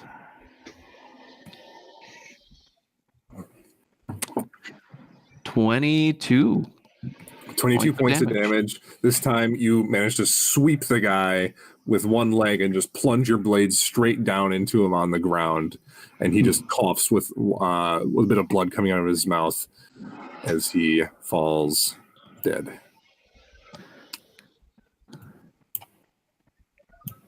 If I could grab the thing. There we go. There it is. All right. And then I'm going to move. Is it possible for me to just stand on his body? You can step over him. That's fine. Just because I want to get as close to the doorway as I can. All right. And the darkness goes right up pretty much to the doorway. So you get up to the doorway and you can't really see out. Well, okay. That's all. Well, I can't see anything. Can I put my hand out and like see if I touch anything? Yeah, you can. It goes into the darkness and there's nothing there. Your hand disappears in the darkness. Can I try to step into here? Yeah. You step into it and there's nothing there, but the caltrops are still there. Fuck. Shit. Go ahead and make that dex save. Oh yeah. Although you can move slowly to. Well, no, you can't see them, so never mind. Just make the dex save. Yeah. 13, which is not a save, so I take 1 point. Yep. Damage. And then I'm going to jump to the side there. Okay. And your walking speed is reduced by 10 until you regain at least 1 hit point. But, well, that's okay. You go around the corner there, yeah, and you hear kind of like a panting person right ahead of you. You still can't see them; you're still in the dark, but you just hear this guy like panting. Oh. I think I can get. Else? Oh, I think sorry. I can keep moving, like cautiously through the dark. You towards move through the dark panting. and you actually collide with someone immediately in front of you from where you are. Oh, like right there. Right there, yeah. Okay. There's somebody there. And I'm you gonna just hear this collide guy's with like, them? Oh gosh! I'm gonna be like, "Who are you?" And that's pretty much all I can do, I think. Okay, that's Ortuk's turn.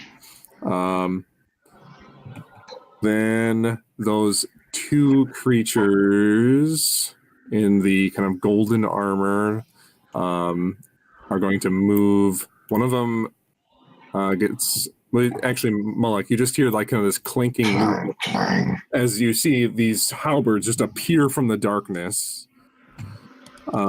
Natural 1. Nope. Second attack is a 14. Nope. And then the second one is going to swing 2 times at you. Mm-hmm. One is a 13. Nope. Oh my gosh. And 1 is a 12. Nope. All right. So you see these just coming out of the ether in the darkness, and you just manage to dodge out of the way and block them with your own weapon. And then it will be the dark elf's turn. You see the dark elf disappear around the corner, Mullock. Actually, you can't see him at this point because you're not looking around that side just yet. Then those guards are dead. This guard, the guard right next to you, Mullock, is just going to try and stab at you with his spear. Mm-hmm. It's going to be a 13 to hit. Nope. Man, this guard like goes to stab you with his spear, and you just kind of like deflecting palm it away. And then it's Atreus's turn.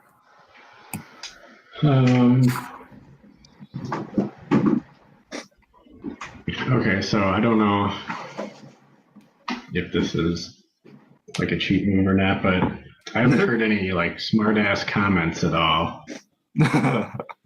So would I be able to put 2 and 2 together that maybe that thud was Aaron and kind of search for him? Yeah, sure. Okay. I didn't know if that seemed too cheap or. Oh no, that's inventive enough. So You're smart. I'll take it. Oh, role playing. I love role playing. It's great. All right, so Evidently smart.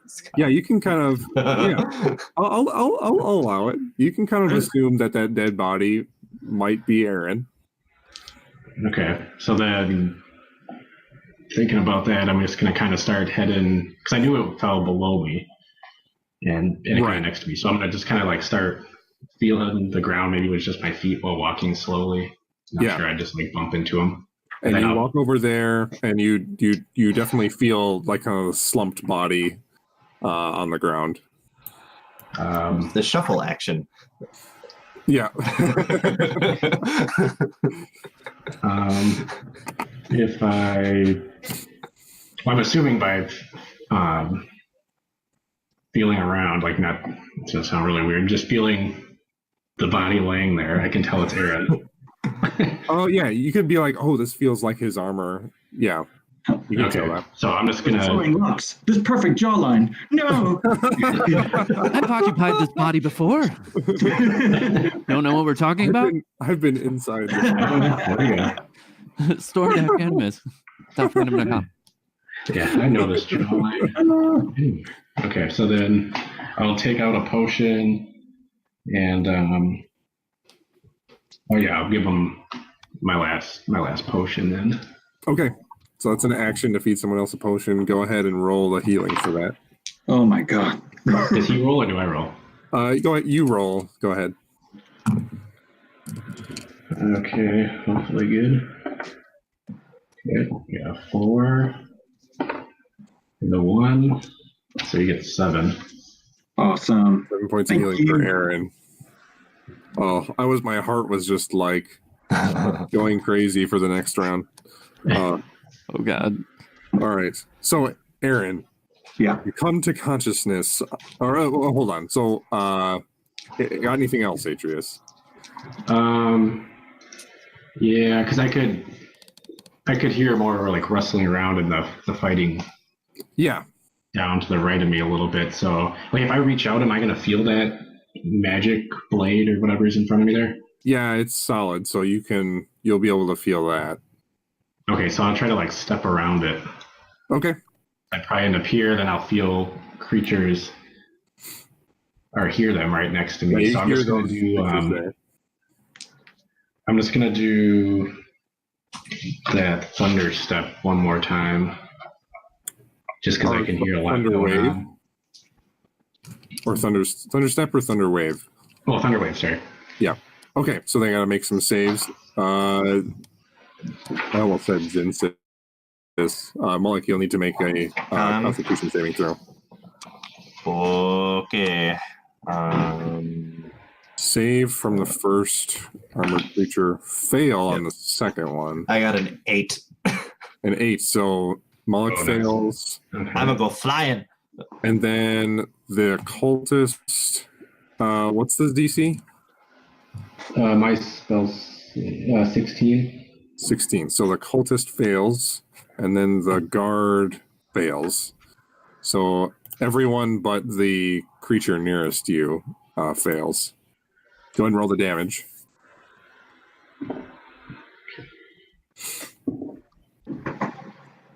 Okay, so 11. Nice. I can't see anything here, so all right. Right, you're still in the darkness. Okay. And now they'll get flown away at high speed. The cultist nearly loses consciousness as he gets bashed against the wall with all these other creatures almost colliding with him. I'm going to say this one nearest you, Atreus, just gets flung against the wall. He can't move through the wall, so he stays I where get he flung, is. don't I? But yeah, you go this way actually. Oh. Because that's the line. You go away from diagonally and just get flung against that wall in the back over there. From this huge thunderclap, everyone else in this room hears this huge clap of thunder. The walls shake a little bit as this dust starts coming from the ceilings. Is that all you got, Atreus? Yeah, so I guess I forgot to say I had to use Quicken Spell on that one because my that's right, because it was full an action was. Yep. So I used Quicken Spell on that. So okay. Then that'll be Atreus' turn. So Aaron, you wake up from consciousness, like you feel your touch and hearing senses come back, but you still can't see anything. Right. What do you do? Oh, is this the afterlife? Feels like the real life. It's terrible. Yeah, your chest hurts real bad for some reason. It's right. not good. I'll quick feel around in my own bag and feed myself a potion as well. Okay, you kind of dig around. Oh, there it is, and take the potion. Go ahead. That's A much practiced swig. Let's see. What kind of potion do I have? Let me make sure. It's a regular, which means 1d4 plus... No, 2d4. 2d4 plus 2. Plus 2, yeah. How about more dice? Oh my gosh. What? Big Happy bag of day. dice, right? All right. 2d4. 2 plus 3 is 6, plus 2 is 8. Wow, that took me longer than it should have. All right, 8 points of healing for you. Oh boy. That's 2 measures of 4/4s. Yeah, yep. That's what that is. That's like your opinion, man. All right. Cool. So that was I know you just ruled on this, but was that a bonus? That was a bonus. It was a bonus action to feed yourself a potion. Yep. What a bonus. All right. Am I prone? You are prone. You are collapsed in the corner on top of another body. I know. I was just thinking to myself, Matt was just thinking to himself that it would have been hilarious if you would have had Chris accidentally feed a potion to the dead guard. I didn't want to be that mean. Mistakes were my made. God. Did you grab the right orifice? Right. Why are you pointing that potion into my ear? I can hear so well. I've never been into butt chugging, but I mean, I heard it's faster that way. I thought it, but I wasn't going to say it. New wiki page. Hello. So I just did that. Thanks to my athlete's feet. Thanks to my foot fungus. Yeah. The athlete feet. So standing just uses 5 feet of movement for me instead of half. Yep. So I stand up, feeling not great, but better than dead. I know I'm in a corner. I know I'm jolly well fucked if I stay in the corner. Judging from what I remember, I'm surrounded. What do I hear? Do I hear what's going on now? So you hear the commotion isn't coming from as close to you as when you passed out. Excuse me. There's kind of a clattering coming from coming from the southeastern corner of this room, as you hear a bunch of general groaning coming from over there, just like from people that had collided with the wall from the thunderclap. Right. And then you that's about all you hear. Okay. Great. So is the darkness? I don't know. You want to create a box to it? I mean, that'd be kind of metagaming, so you can decide. I shall move down here if I can and run my hand against the wall, I guess. Sure. You get to the wall and it's just barely at the edge of the darkness. So you kind of get close to this fire pit and then... Yeah, but I don't feel the fire, do I? You said it's not. No. I mean, you don't even get to see the light, but that's where you remember where the fire pit was. Right. Okay, so that was 5, 10, so I'm at 15 feet of movement out of 30. Okay, I guess I will. I was not prepared to not see anything ever.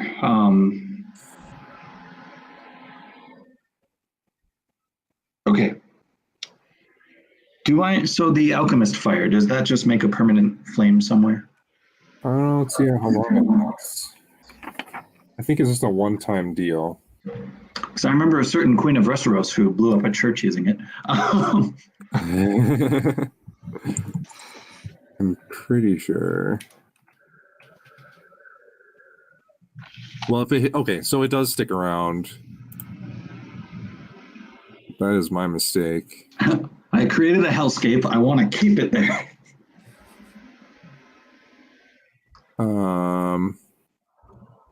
So essentially everyone but me is dead now. So it lights the creature up. It actually doesn't say how long it lasts. It just says that it lights the creature on fire until they put it out. So I'm going to say that the ground right here is actually just a small bout of flame where the alchemist fire hit the ground. Okay. Is it like a 5-foot thing? Just It's pretty small. okay. Neat.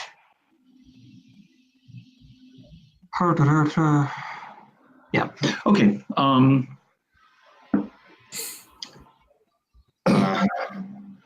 going to die again.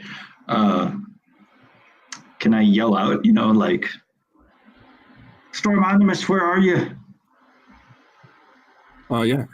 Sound off. Okay, I yell that. They'll do that on their turns. They'll Okay. say, Oh, really? Yep, they'll say their thing on their turn. Speaking isn't like a free action. Okay. It is on their turns. Okay, that's fair. You're the DM. You are God or whatever. Okay. This is the point where being a human is just weird and unnecessary.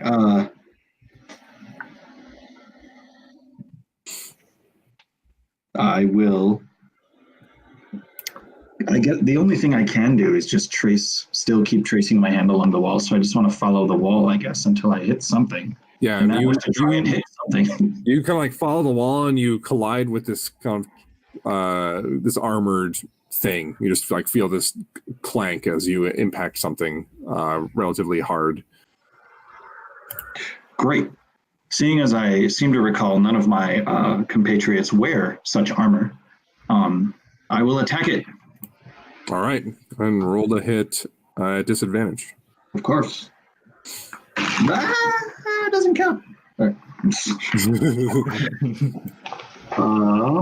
Oh, that's a natural 20, but the other one was natural 15 plus my 8, so 22. That'll hit. Right? 23. That'll hit. Go and roll damage. Yeah. Okay. And it's definitely not sneak attack. Okay. Is my sword on fire? I'm gonna say since you went unconscious, it is not. Fuck. Okay. And this will be a weak ass stab, but we'll see what happens. Okay. Oh, at least it's max damage with nothing. 10 damage. Nice. You go in for a stab and you hear this kind of psychic growl in your head. Cool. So I know it's one of the dudes because I did that before. You did. Yep. Got anything else? Or are you good? I used a bonus. I moved. I stabbed. Okay. Yeah. I've done all I can. Then that's Aaron's turn, and this cultist is going to get up off the ground and kind of move over. Let's see, what is he going to do? Yeah, he's going to come up here, look at Moloch, and Moloch, I need you to make a wisdom saving throw. Wisdom. 13. 13 is just enough as you feel your body start to seize up. And then you manage to shrug off the effect as the cultist just goes, oh, damn it. The cultist then turns off to the side and says, let's see. Focus down the warlock. Let's get out of here. And then he starts turning and running through the darkness away from you, Moloch. I need you, if you want, you can make a attack of opportunity. He goes into the darkness though, as he just gets out of range. So actually no, he's out of the darkness while he's turning away from you. So go ahead and do it at normal attack. Okay. 24 to hit. 24, that'll hit, yeah. This one and this one.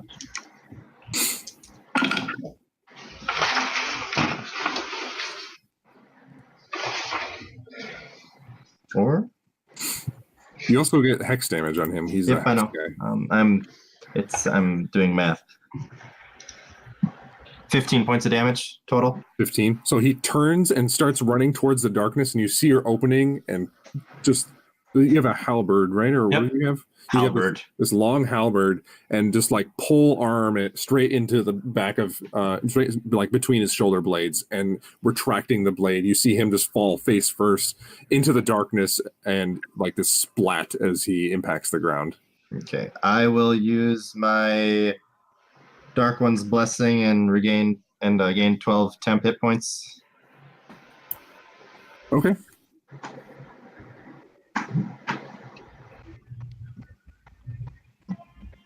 And with that, that cultist's spiritual weapon vanishes, and then it is Malek's turn.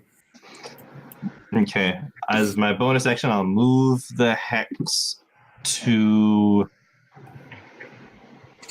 What the hell can I see? You can see this. Let's see, actually, fly 10, 15. You can see the guard. Okay, well, I go and I move the hex to the guard. Uh-huh. And I will hex his strength stuff. Sure. And I will swing it away. Sounds good. It's a natural 19. Yeah, that'll hit. I'll just roll the next attack. Then a natural 17. Plus. Yeah, that'll hit. All right, so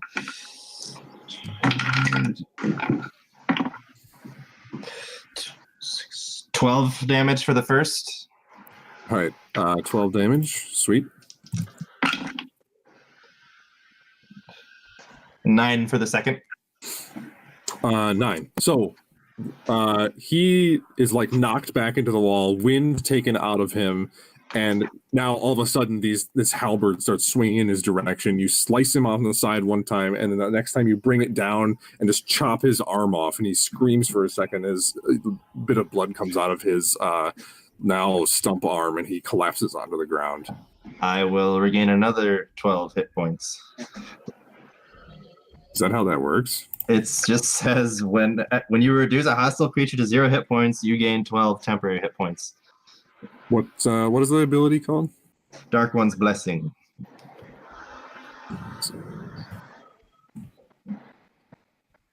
All right, I'm just double checking because that seems busted.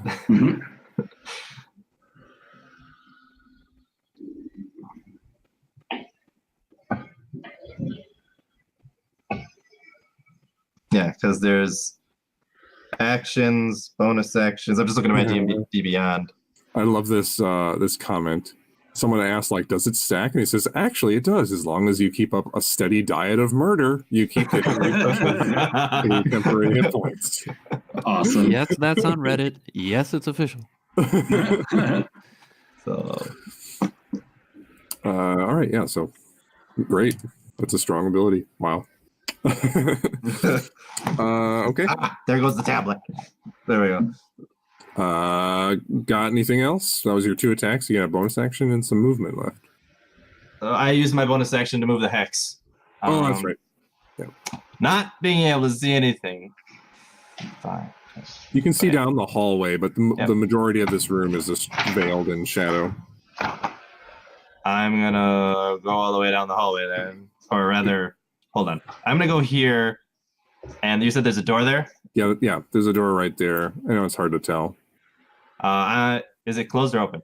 It's closed, and you actually, as you look at this door, you see that the rims of it are packed with cotton. Okay. I go, just take a quick glance at it, and I'm gonna keep running down the hall. Okay. You go, and as immediate to your left is the dark elf. Okay. And as you see him, he was holding an attack, and he gets his 2 short sword attacks against you. Okay. Let's see here. First is a 13 to hit. Nope. Second is a 23 to hit. No. I mean, yeah. You take 10 points of slashing damage plus Ooh. 6 points of poison damage. So I'm down to 24. 16 total. Oh, yeah, 16 points total. Yeah. Good? Yep. Okay. Now we're back to the top with Ortok. Woo! So Yeah, you've collided with a very scared guardsman. and I can see said guardsman. You're currently in the darkness, so no, you can't.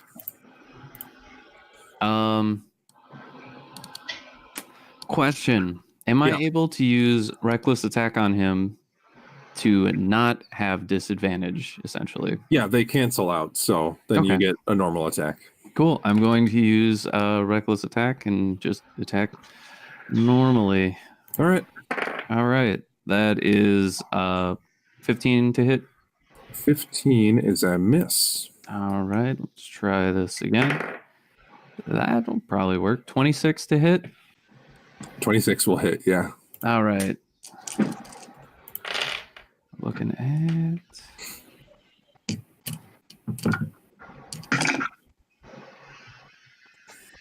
23 points of damage. 23. Nice. As it impacts him, you just hear this like scared yelp, and he just says, "This isn't what I signed up for." And then you hear kind of a darker, just like a darker voice, a deeper voice. It just says, "You will fulfill your contract." And what else do you got? We're talking. Oh, he's still standing? He's still standing. Oh, I'm going to hit him again. Of course. All right. 21 to hit. Yeah, that'll hit. All right. What do we got here?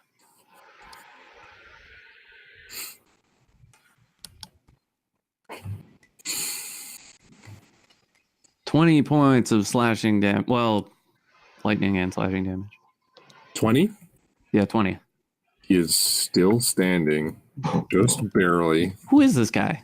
And why is he so scared?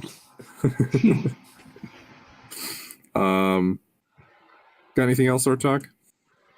Oh, and then I need to yell, I'm somewhere over here. I can't see anything.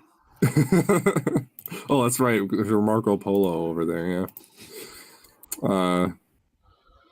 Okay. Then it is these creatures' turns.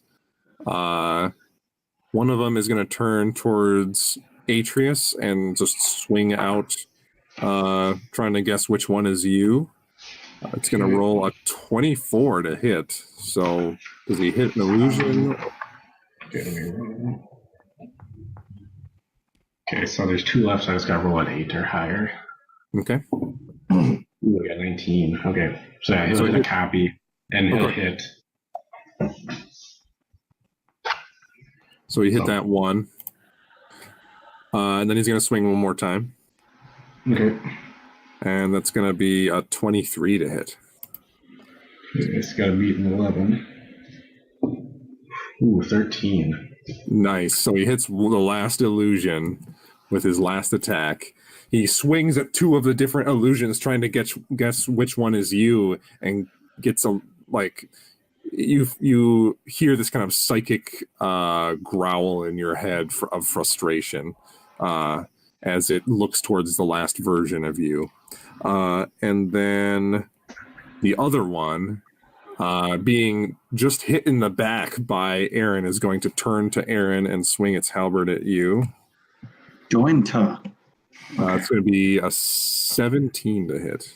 Crap. Yeah, that hits. I will use Uncanny Dodge on that. Okay, that'll be 6 points of slashing damage. Reduced to 3? Yep. Okay. And then its second attack is a natural 2, so Woohoo! it's going to miss. So the first time it swings at you, you manage to kind of roll with the punches, taking a little bit in like on the shoulder, and the other time it goes to swing straight down, and your instincts kick in, sidestepping the attack. Then the dark elf is going to turn towards Mullock and just be like, "You're a strange creature, aren't you?" And then go to swing with its 2 short swords. The first attack is going to be an 18 to hit. Yep. It's going to be 7 points of slashing damage plus 8 points of poison damage. So 7. It's 15 total. Yep. And then it's going to attack again with a 25 to hit. Yeah. All right, 1 second here. Okay. So it was 8 and so what was the total for the first attack? 15.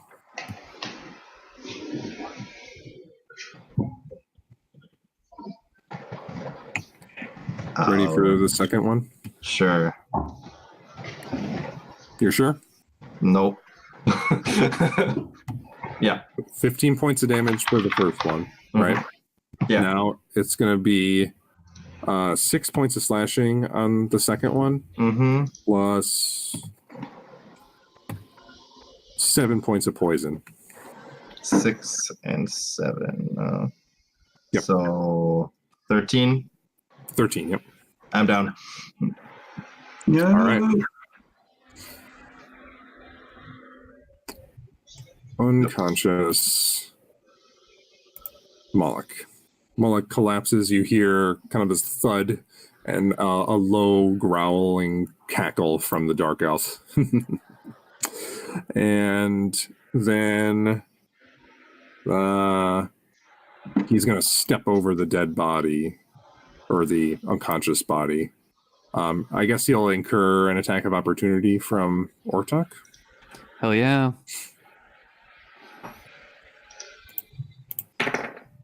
Uh, 17 to hit.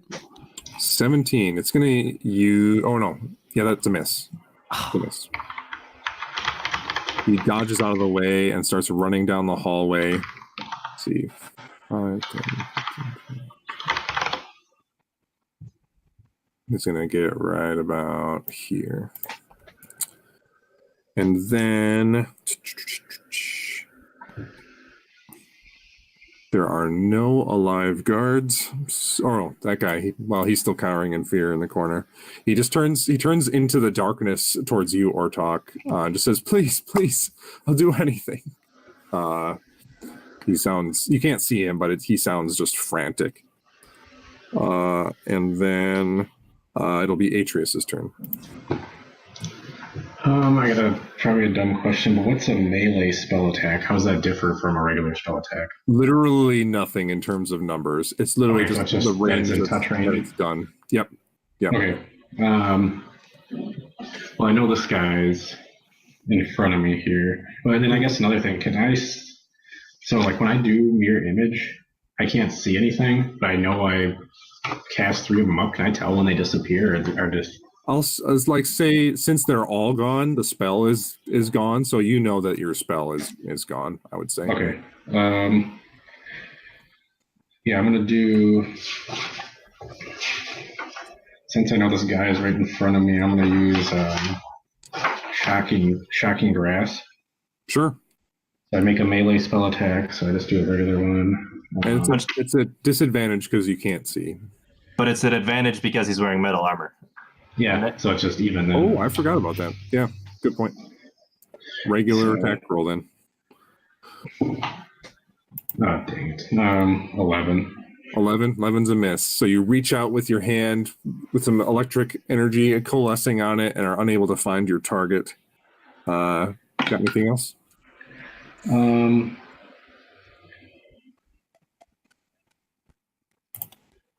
I'll do.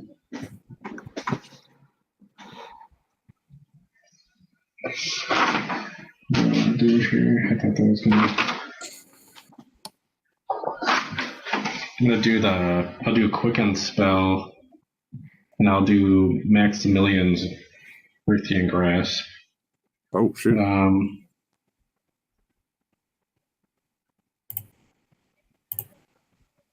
Oh, it has to come out of Earth. I can see. Never mind. So I can't see. I'll just do a quicken spell, and then do Shocking Grasp one more time.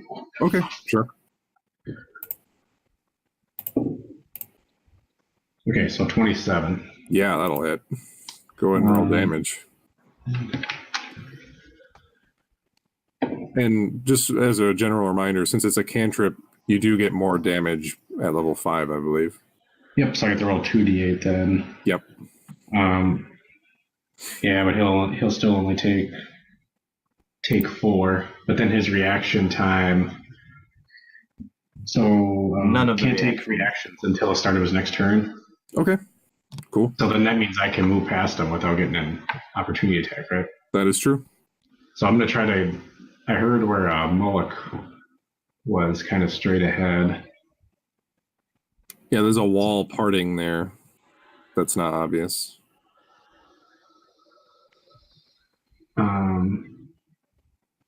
Well, wait, what am I? Actually? Or I heard where Aaron was, so I'm gonna walk toward Aaron actually. So Okay. I'll shut up. I'm over here, and then I'm gonna start. Yeah, I'm just gonna like make my way toward him because I'm just walking around that dead guy there.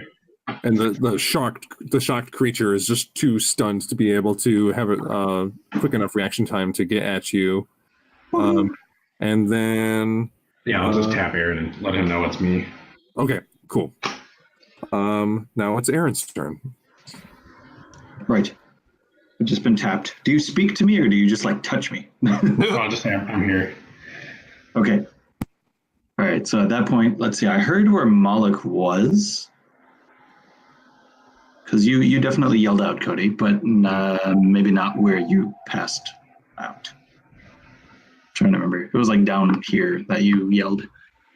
Yeah, I think it was down there. Yeah, it was down there. Yeah. Okay. And then Ortok, did you sound off? I did. Okay. Yes. But I'm somewhere far away, so. Right. Okay. God. Blind. Increasingly frustrated, Aaron says the fire word. Okay. So Your I use blade the ignites with fire. which is weird hearing it do that, but not seeing the fire. But I assume I feel the heat and everything too. Yep, you feel the heat off of it. Right. Okay. And knowing the fuckers in front of me, I thrust forward with my sword. Very nice. At disadvantage still, right? Yep, can't see.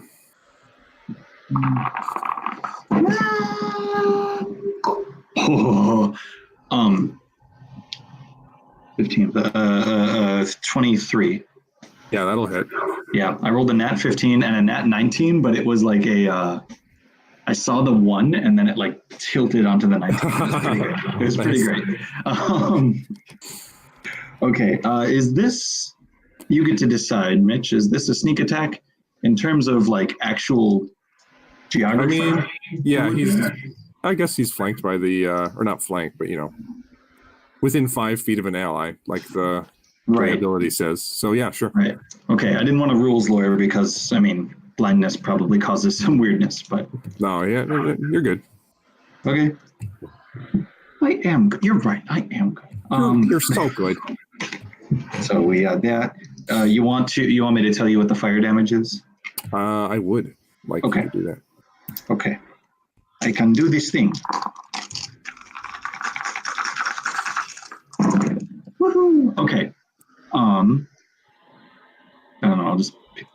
2 for fire damage, I guess. How do you pick like elemental damage through a bunch of dice? Like, do you just pick 2? Well, I would pick them before you throw them. But they're all the same color. Oh, It's fine. I just guess you got to buy more dice, man. More dice? Okay. Okay. I guess I'll do that. It's 6 fire damage. Okay. And then And normalish damage for 14, so 18 regular damage. for Exacxes, you jab in underneath the helmet of this guy unknowingly. You just kind of blindly jab, and you hear this faint choking as you remove the blade, and you hear this crash of metal as this creature collapses to the ground.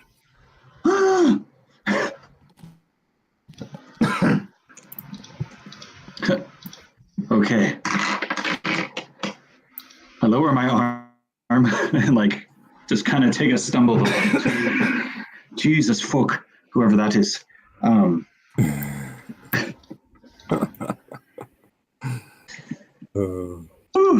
Okay. All right, what else you got?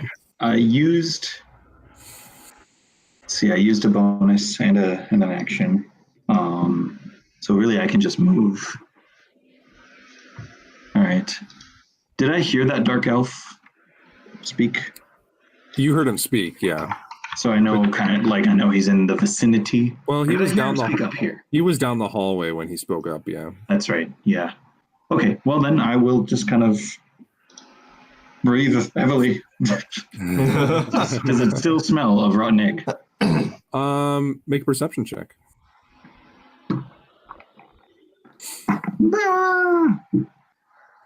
9 plus my perception. 15. 15. The rotten egg smell has been replaced by a general smell of smoke and soot. That's more like it. All right. All right. Now that guy's done. So now it's Mullock's turn. I need you to make a death saving throw. 13. 13. So 1 success. Woohoo. Back to the top with Ortok with a quivering guardsman in front of you. What do you do? Woo! All right, so I'm going to look where I think he is and say, "Drop your weapon. I'm going to tie you up." And I'm going to like kind of rush him and like push him against the wall. Okay. So we're, in my best estimate, kind of in the same square. Yeah. Sure. And then I'm going to make a solid attempt at tying his arms and his legs, not together, but yeah. Okay. Make a quick survival check for me. Oh yeah, put all that stuff in survival. 15. 15. All right. So quickly I'll say this is your action to be able to tie him up. Yeah. Yeah. You just tie some pretty solid knots, and he readily dropped his weapon, and he just let things happen. So he just got tied up and put in a corner, and he's just like he like kind of mouths like thank you as you're done finishing tying him up. Don't take me yet. Is it possible that since I was kind of in that space, could I sidestep to that space? Yeah, sure. He's like down on the ground now. Am I outside of the darkness yet? You are. In fact, Okay. when you were in his space, you were he was visible to tie Okay, him up. cool. Then Yeah. I'm just gonna be right there. I'm gonna see Malik and like, I'm never gonna be used to that. Right. Whoever that is. Yes. And yeah, that's all I got. Okay. Now let's see. You hear kind of like a clanking walking sound as this strange fiendish creature comes up towards Atreus and is going to swing. Actually, he's going to stay where he is and just use his long freaking polearm halberd to swing at Atreus with a 15 to hit. Yep. I'll be right back. Okay, I'm gonna drink. Sure, you are. That's going to be an 11 points of slashing damage. Okay. And then the creature is going to swing at you again with a 10 to hit. Nope. All right, so he swings at you one more time, and you manage to hear it coming, ducking out of the way. And then the dark elf, let's see.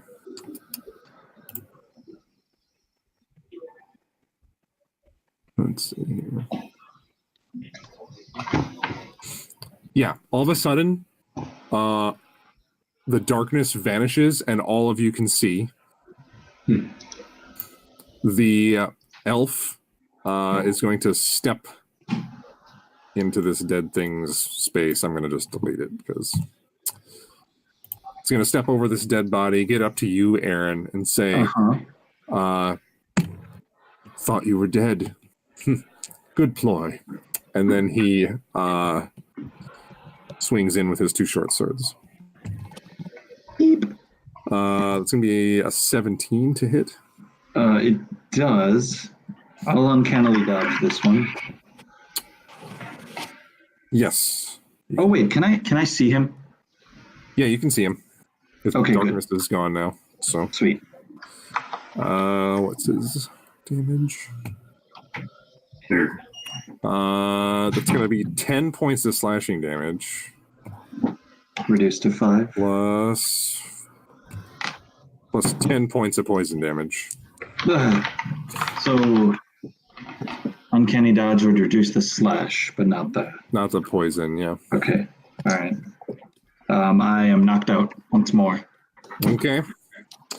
Then the elf turns to Atreus and says, do you want to end up like your friend? Or just want to leave? I'll give you the choice.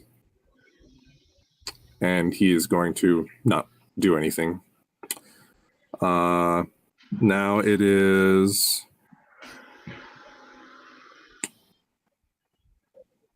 Let's see. Where am I at here? Now it's Atreus' turn. So, what do you do? How healthy is this dark elf looking? He's only taken a couple hits. In fact, he only looked like he's got singed cape. That's about all he's got going on. Okay.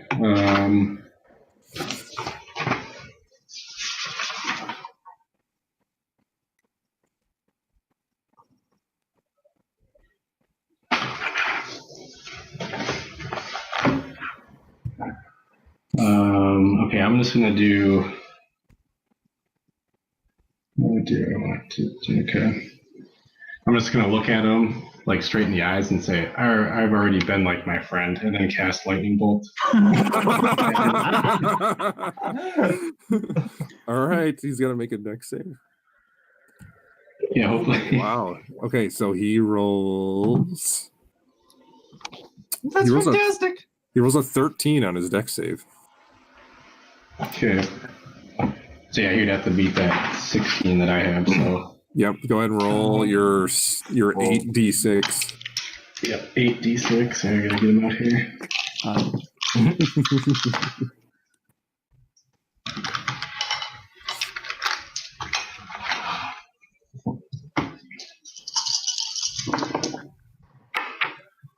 Okay.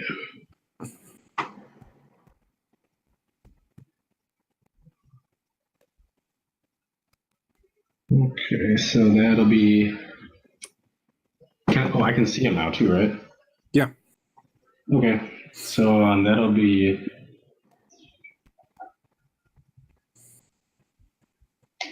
30. 30 points of damage. Nice. And then also I can see him now, so he'll take an extra. So he takes half my. So I'm level 7, so he takes half my level. So that'd be 6. Half your level? Because I have that Heart of the Storm, so Yeah. then he'll take an extra. So it's rounded down, right? So it's probably 3. Yep, so he'll take an extra 3. And then I'll use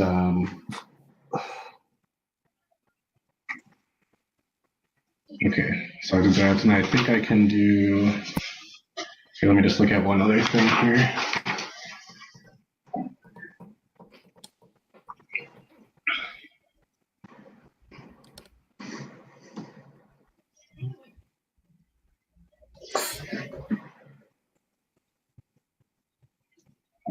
Okay, so then I'm going to use Thunderstep as a quicken spell, so I can use it as a bonus action. Oh, Does that do... That does like area of effect though, right?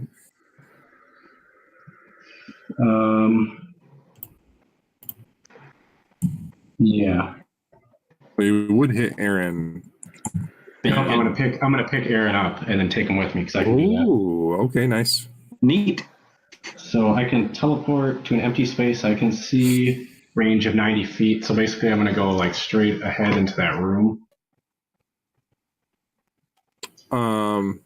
Oh, like straight up? Oh, Yep. sweet. Okay, so then I can bring along objects as long as you don't cede your carrying capacity. So I'm sure I can carry Aaron. Yeah, that's fine. Um, And then the elf takes some damage, right? if he has to make a con save. His save is 16. Ooh, that's the same as mine. So is that a save or no? That's a save, yep. Okay, so then he'll take. half. So I do 310 thunder damage, and he'll take half of that. 10 or Or 3d10? I gotta roll 3d10 real quick, Okay. and then he takes half.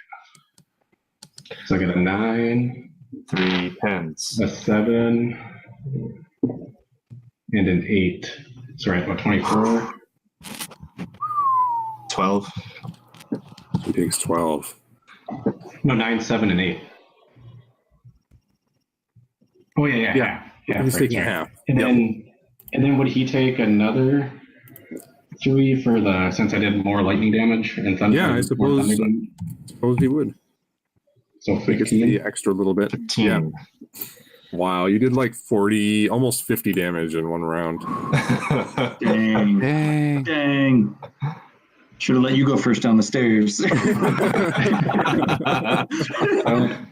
Our cover's blown. And so is everything else. Oh my Apparently. gosh. So, with like the power of Stronmos just being coursing through you put your hands out, and this huge lightning bolt goes just sent straight through this dark elf.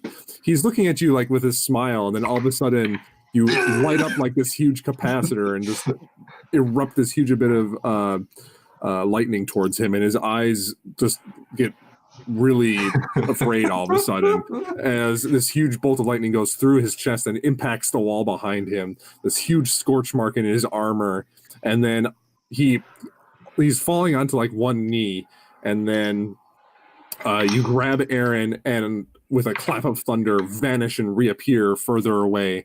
He gets knocked back a little bit even more, and he's panting on the ground, getting just with his long hair just like messed up into his face. Still up, but looking pretty rough. And is that all you got, Atreus?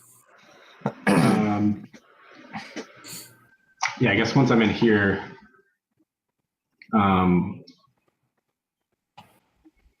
because I didn't do any movement. If I drag somebody, is that count as half movement, or how does that work? Half movement to drag someone. Yeah. Okay, so basically, I would want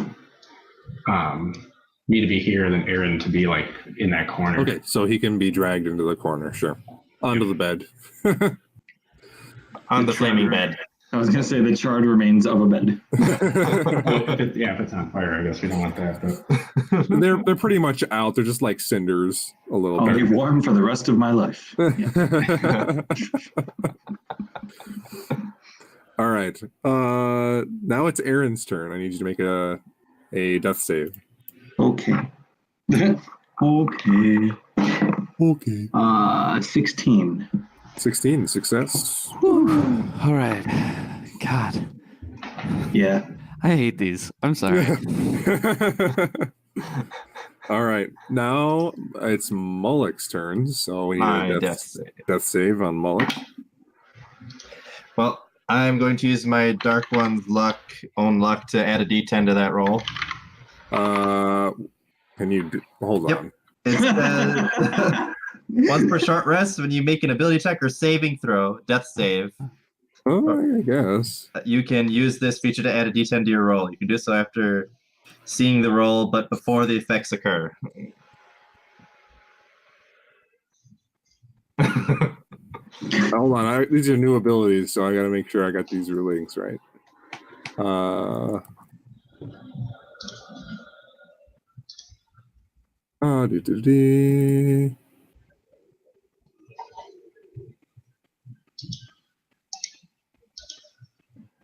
You're aided only by spells and features that improve your chance of succeeding on a saving throw. Yep. Okay. So yeah, that's good.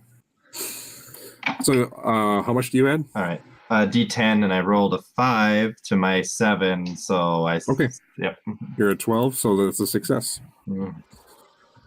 Thank you. Is that 2 successes? Yeah. Okay. 2 successes for Mullick, and now we're back to the top with Ortok. Woo! So I can see that Moloch is not doing so hot. Yeah, he is. I'm a little messed he's up. unconscious. Oh, come on. I gotta have a healing potion somewhere, right? I think I have one on me. I Yeah, don't dude. have... No, I used all my healing potions. You could rob me. I could. Yeah, am I able to go through his stuff, find a healing potion, and make an into his investigation check for me. Yes, sir. That is let's see here. A 9. A 9. I'll say you'll be able to find it, but instead of it being a bonus action, it'll be an action. Yeah. To use it for him. Yeah, to use it for him, since you spent a lot of time trying to find it. Cool. I will administer the potion regardless. Okay. And stabilize him. Sounds good. How much do I heal? Yeah, go ahead and roll his healing for him. Oh yeah.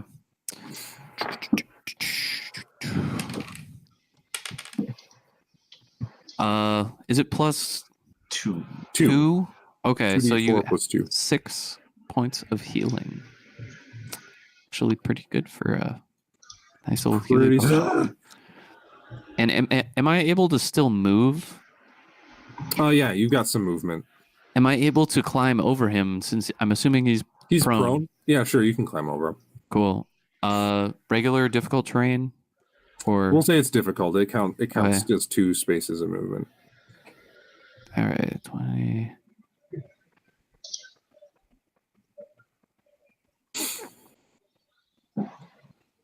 Which means I can get to about there, considering my handicap in movement. Oh yeah, from the caltrops. Yeah. Yeah, that's all I can do. Okay, sounds good. And I'm going to look around and be like, where the hell did everybody go?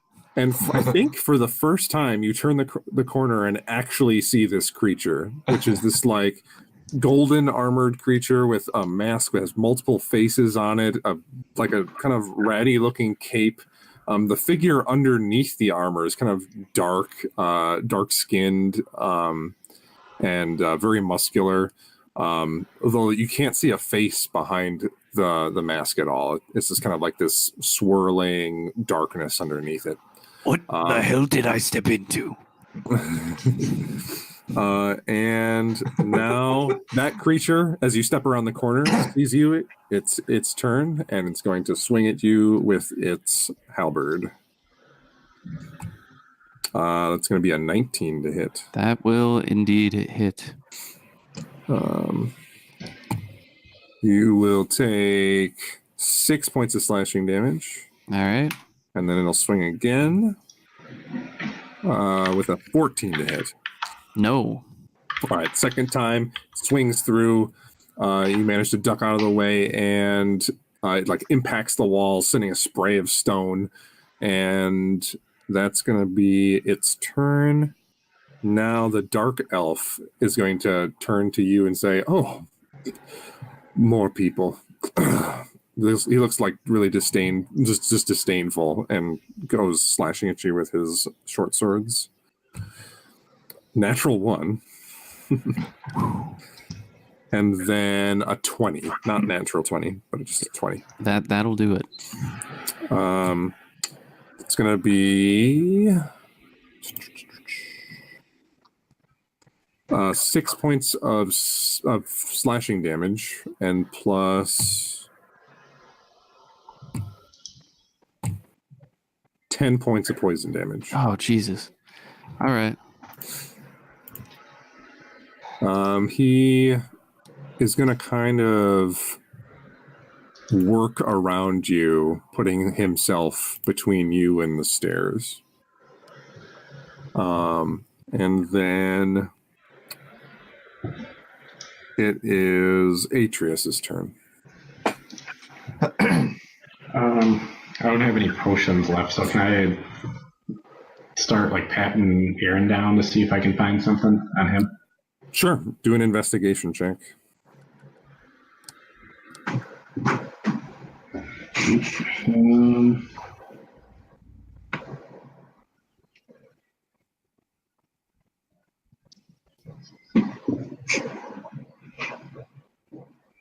Okay, so that is a 9. A 9. So same as Ortok, you managed to find it, but it takes you a lot of extra time. So if you want to, Aaron, do you actually have a potion on you? I have 2 regular healing potions on me right now. Yeah. So you managed to find one, but it will take an action to administer it since it took you a little while. It's just oil flasks. It's all oil.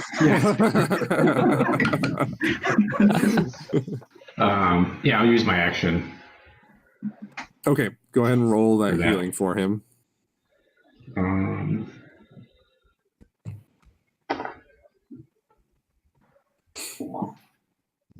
So he'll get 8.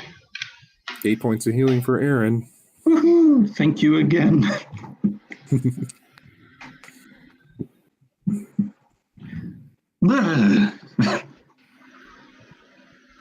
Am I like blinded by the sudden ability to see? No, I could see the guy before. You saw before, yeah. Yeah.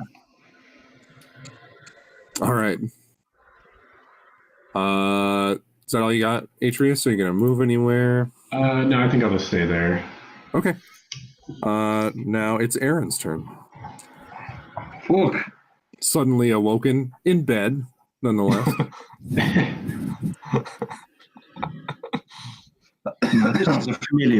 This is a familiar place. Right. I guess I assess my surroundings because this is definitely not where I passed out. Whoa. You look around and you see 2 dead guards sitting on the ground, as well as a dead man in a red robe, kind of bleeding out on the ground as well. Right. I'll sit up, look at Atreus. Did we do it? Are they dead? Are we done?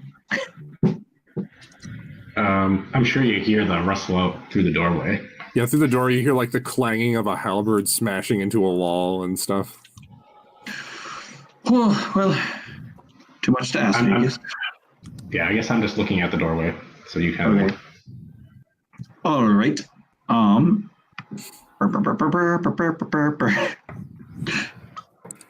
Well, I guess I gotta count it. 5, 10, 15, 20. I can. I did. Oh, but I have to run through caltrops, don't I? You do. Unless my...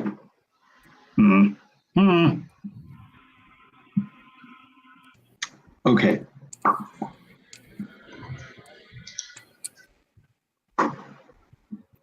But the dark elf is gone. Okay. All right. How bad could some caltrops be, right?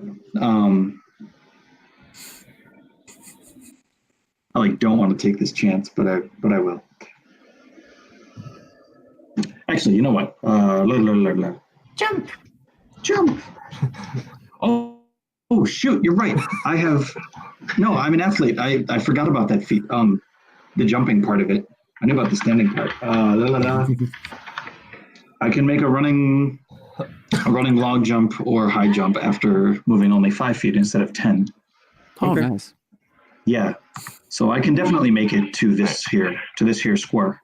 Yeah, so you just like use that quick little bit you need to jump right over those caltrops and get right up next to that dark elf. Yeah. And he's just like, "You again," as he turns around, meeting your gaze. The dark elf? Yeah, the dark elf. Yep. Oh, yeah, where's he? I just see the golden god guy. Oh, I'll try and move him. Maybe he'll. Oh, there we go. Sorry. Okay, yeah. Either way, Ortok's there. And I want to, hit him with my sword. Okay.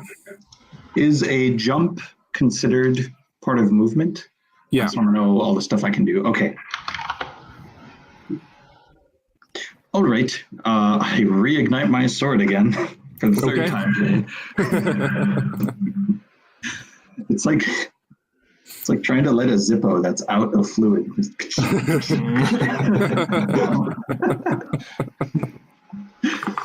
Oh.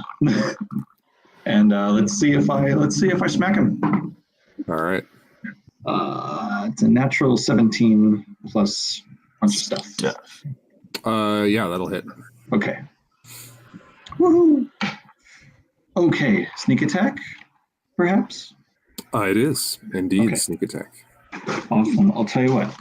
I'll pick 2 other d6 to use as fire damage. Actually, can you tell me what the total number would have been? Would have been. Yeah. Yeah, of course. For the attack roll. Yeah, 17, 25. Okay. Yeah, you hit. Okay. Jolly good. I hope so. I am not ready to not hit on a 25. I don't think anybody here is. I'm not emotionally prepared for that. 25, nope. Egans, you monster. All right. 26 plus 2d6 plus the green are the sneaky ones.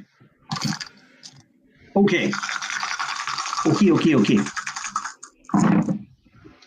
Sweet. So, okay. So, here's the damage. 5, 10, 16. Oh man, this is going to be great. I rolled pretty well. 16 plus what is 20. Do you need to know the separate flame damage? No, I don't. Okay.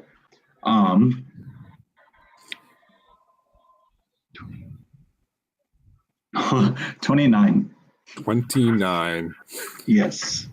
You just go straight for the head and get him underneath the chin and plunge your blade up through the top of his head as your sword bursts with fire and fire comes like out of his eyes, and he just his head just incinerates as you take the sword out of his body.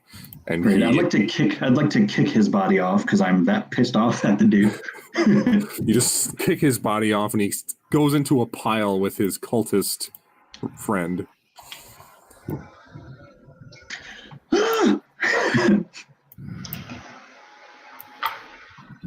And he is out of here. All right. Got anything else, Aaron? Is there anyone left alive? That weird gold armored fiendish creature, yeah. That golden god. Okay.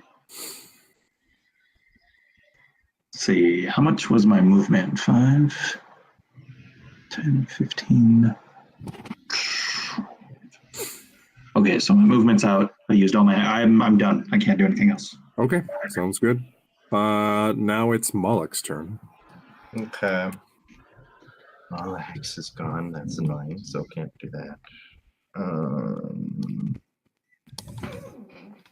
I am going to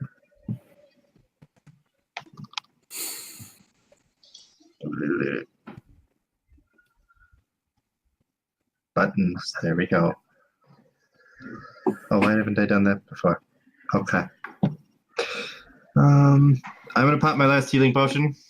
Okay, sure. Was that 2d4 plus 2 we've discussed? Yep, 2d4 plus 2. Oh, that's shit.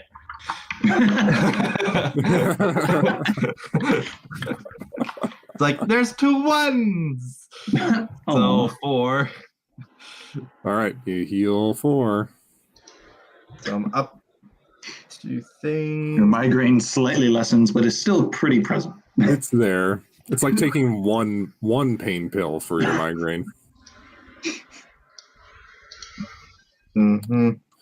Well, these essential oils do nothing.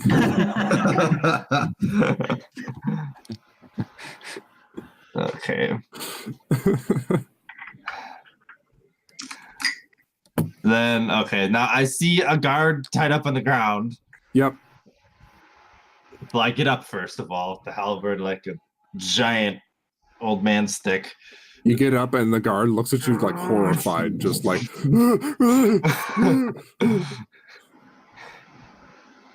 I go, I go, let's see, at 5, 10, 15. Can I get to, oh shit, wrong button. Here. Oh, yeah, you can walk over the guard. Okay. He's tied That was up my on the bonus ground. action to use a potion on myself, right? Yeah. Okay, then I'll just hold Eldritch Blast. Okay. Sounds good. Till I see something, because there's a wall there, correct? Yep. There's a wall there, I will build a wall. yeah.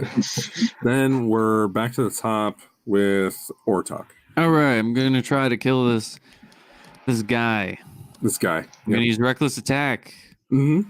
so that I get advantage. That was bad. Oh boy, that was the same roll. 13 hit. 13's a miss. Okay, I'm gonna try this again. Thank God. 26 to hit. 26 will hit, yeah. All right.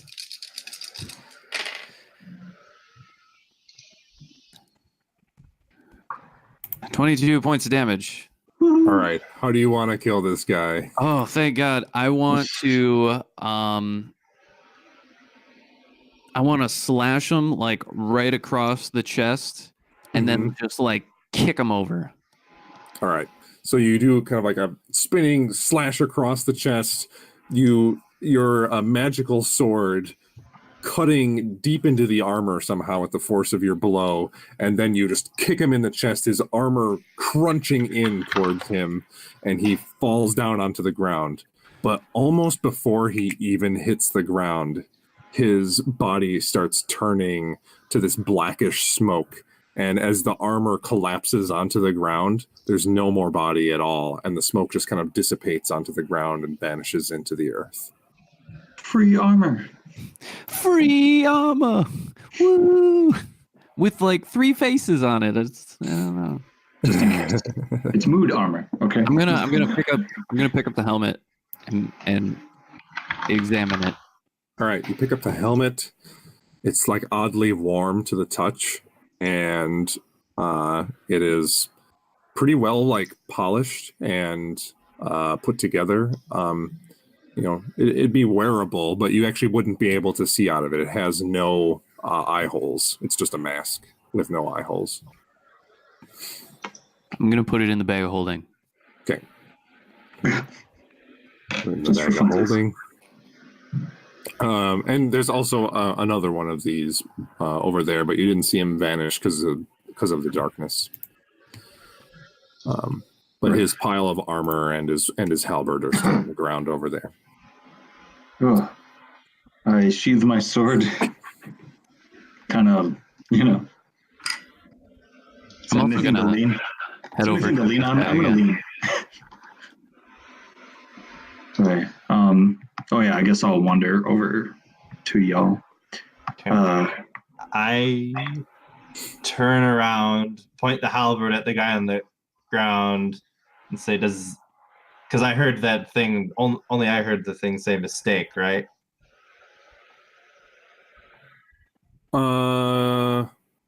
Yeah. I point at him and I ask him, "Does the name Lord Brule mean anything to you?" No.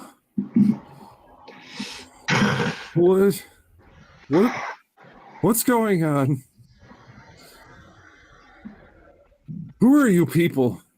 Besides him complaining, do I hear any other footsteps? The signs of anyone else coming? Make a perception check. Okay. Can he see me? The guard. I mean, if you want to make yourself known, sure. Right. I'll 10. 10. You hear. You don't really hear anything additional. You don't. It's hard to hear up the stairs. The commotion is just finally cooling down, so it's kind of hard. Okay. Right.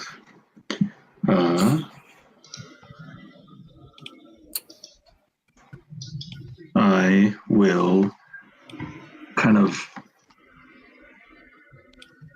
Can we take him to the larger space? Yeah, Sure. I'm gonna grab him and bring him over here. You just grab him by the ropes, and he's just like, "What are you doing?" He's, We'll sweep up. Come, just come on. We'll casually sweep up the caltrops too, I guess. Oh, sure. It's kind of nudge. Do the foot sweep thing where you kind of like nudge him out of the way. You know? Yeah. Not gonna lie, I kind of regret throwing those down. They were really a pain. They would have been useful like a year ago, but yeah, our tougher enemies seem to wear shoes.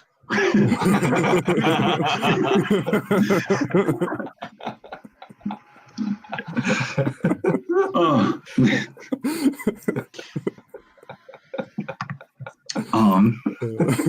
Right. I'll this man must be tough. He wears shoes.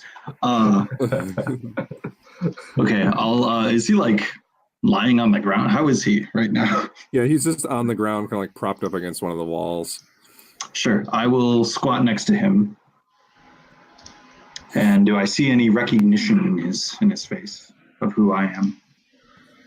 Make an insight check. Okay. Muy insightful. Yeah, I'm pretty insightful. Let's see how insightful I am today. Oh, pretty insightful. 21. 21.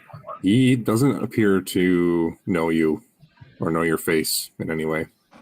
Keep in mind, you guys are still disguised as pirates. So that whole time, I would look like some salty sea dog. Awesome. That's great. Who yammers on about spools of thread. Okay. I'm proud of that rant. So there we was. Okay. All right. Can I is my disguise, I guess, I don't know. You can decide. Is it easy enough to quickly remove enough to show my true face? Okay. Yep. Okay. So yeah, as I'm walking, let's just say as we put him in the larger room, I was like, okay, fake nose comes off, whatever. Yeah. He still doesn't recognize you. Okay. All right. That's all I needed to know. All right. I'll turn to the pitch black demonic thing and the large, scary, half orcish man and go, what should we do with him? Well, I mean, this obviously ends with this guy losing some appendage. I'm sorry. It just depends on how much you cooperate. You need to explain. I'll cooperate as much as I can. Oh, wait. I'm assuming you're a guardsman of the Weyland. I was a town guard. You're a town guard. Just, a week ago, and then money was running low, so I signed on with the Weylands. They still had capital. Why are there so many guards down here? What is so important down here? And, Sir Weyland, he just wanted people down here for his little excavation project. So where is that taking place? It's down the hallway. Just be careful. They're using some weird workers. Are you right or left-handed? Right? Right-handed. Okay, so I'll just cut off your left-handed. Well, he like tries to retract from you as much as possible. I'm just kidding. You've been really great. And then I'm gonna take the helmet out, and I'm gonna be like, But I can't. You need to be quiet and not see anything. So and I'm gonna put the on his head. He's like, oh, you like hear his muffled voice from the inside of the helmet. well, shall we look into this excavation site? Well, I don't know about the rest of you, but I've been beat to shit. And We're gonna take there's some really nice, only mildly singed beds. Oh yeah, I could use a rest that doesn't dwell. I want to go unconscious by choice this time. That's all. You want to just like everybody take like 30 minutes?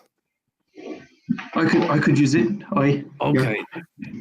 Let's take a short rest.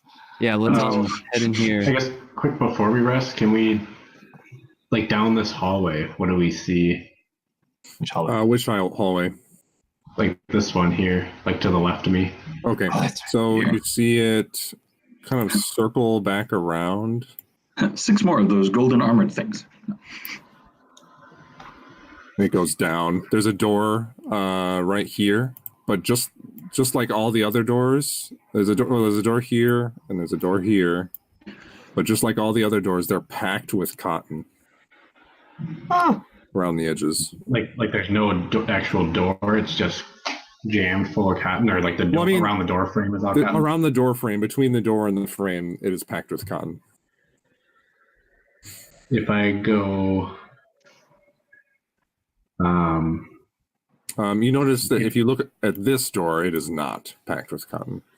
The doors with cotton, if you go by them, do you smell more of that gas smell? Just ever so faintly. Did you guys know about that? Aaron was the only one that really noticed it. I was, to be fair, I'm not trying to retcon or anything. I was about to mention that to everyone. Okay. But I'm sure, well, was it pitch black? Yeah, it was black then, so we wouldn't have seen it, but I think we would have seen all the scorching. Well, you guys noticed the explosion, like, that's for sure. Okay. Boom. Okay. I'm gonna start gathering up bodies real quick. Okay. I want to look and see what Dark Elf Mr. Man has on his person. Okay. If you take a look at him, he's carrying 80 gold pieces. He has, I believe he has some studded leather armor. And he has 2 plus, excuse me. He has 2 +1 short swords. Neat. But nothing like incriminating, so to speak. Nothing out of the ordinary. No, not really. Okay.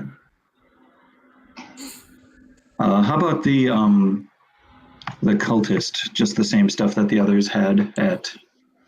Right. There's the red robe, and they have the medallion around their neck that has kind of the pentagram with the horns coming off of the edges. Right. Lovely accessory. Okay. Right. All right, Ortok. As you were. Yeah. So what's here? 1, 2, 3, 4, 5 bodies.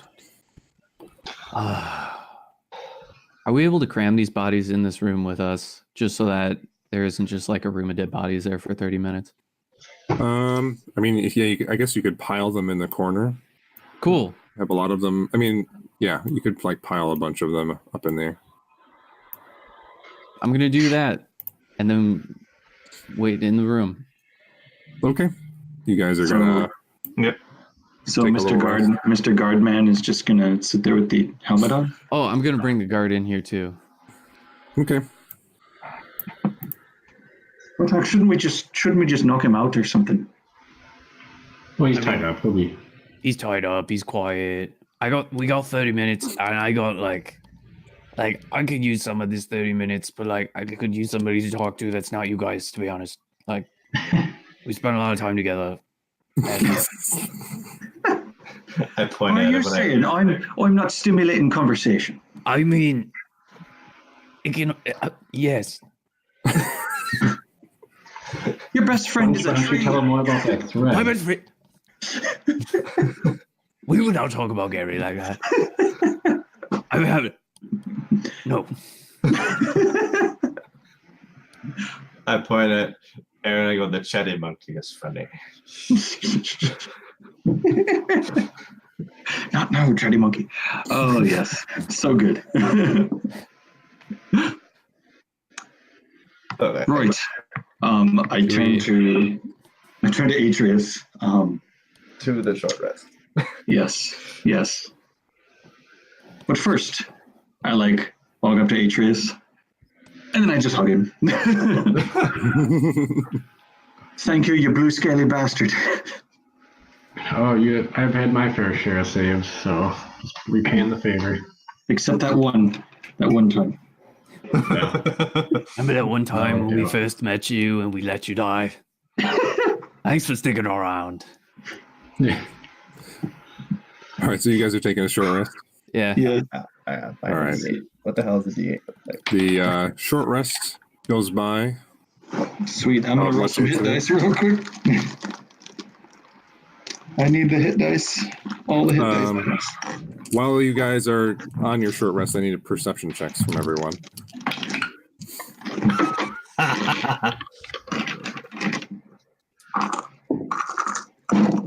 Perception. Perception, yeah. Okay.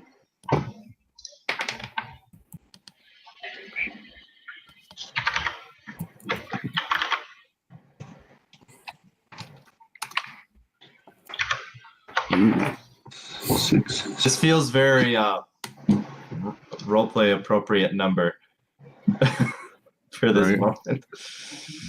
Um, So, Aaron, Mhm. towards the end of this rest, like it's getting, within the last 5 minutes, you hear like just metallic kind of steps coming down.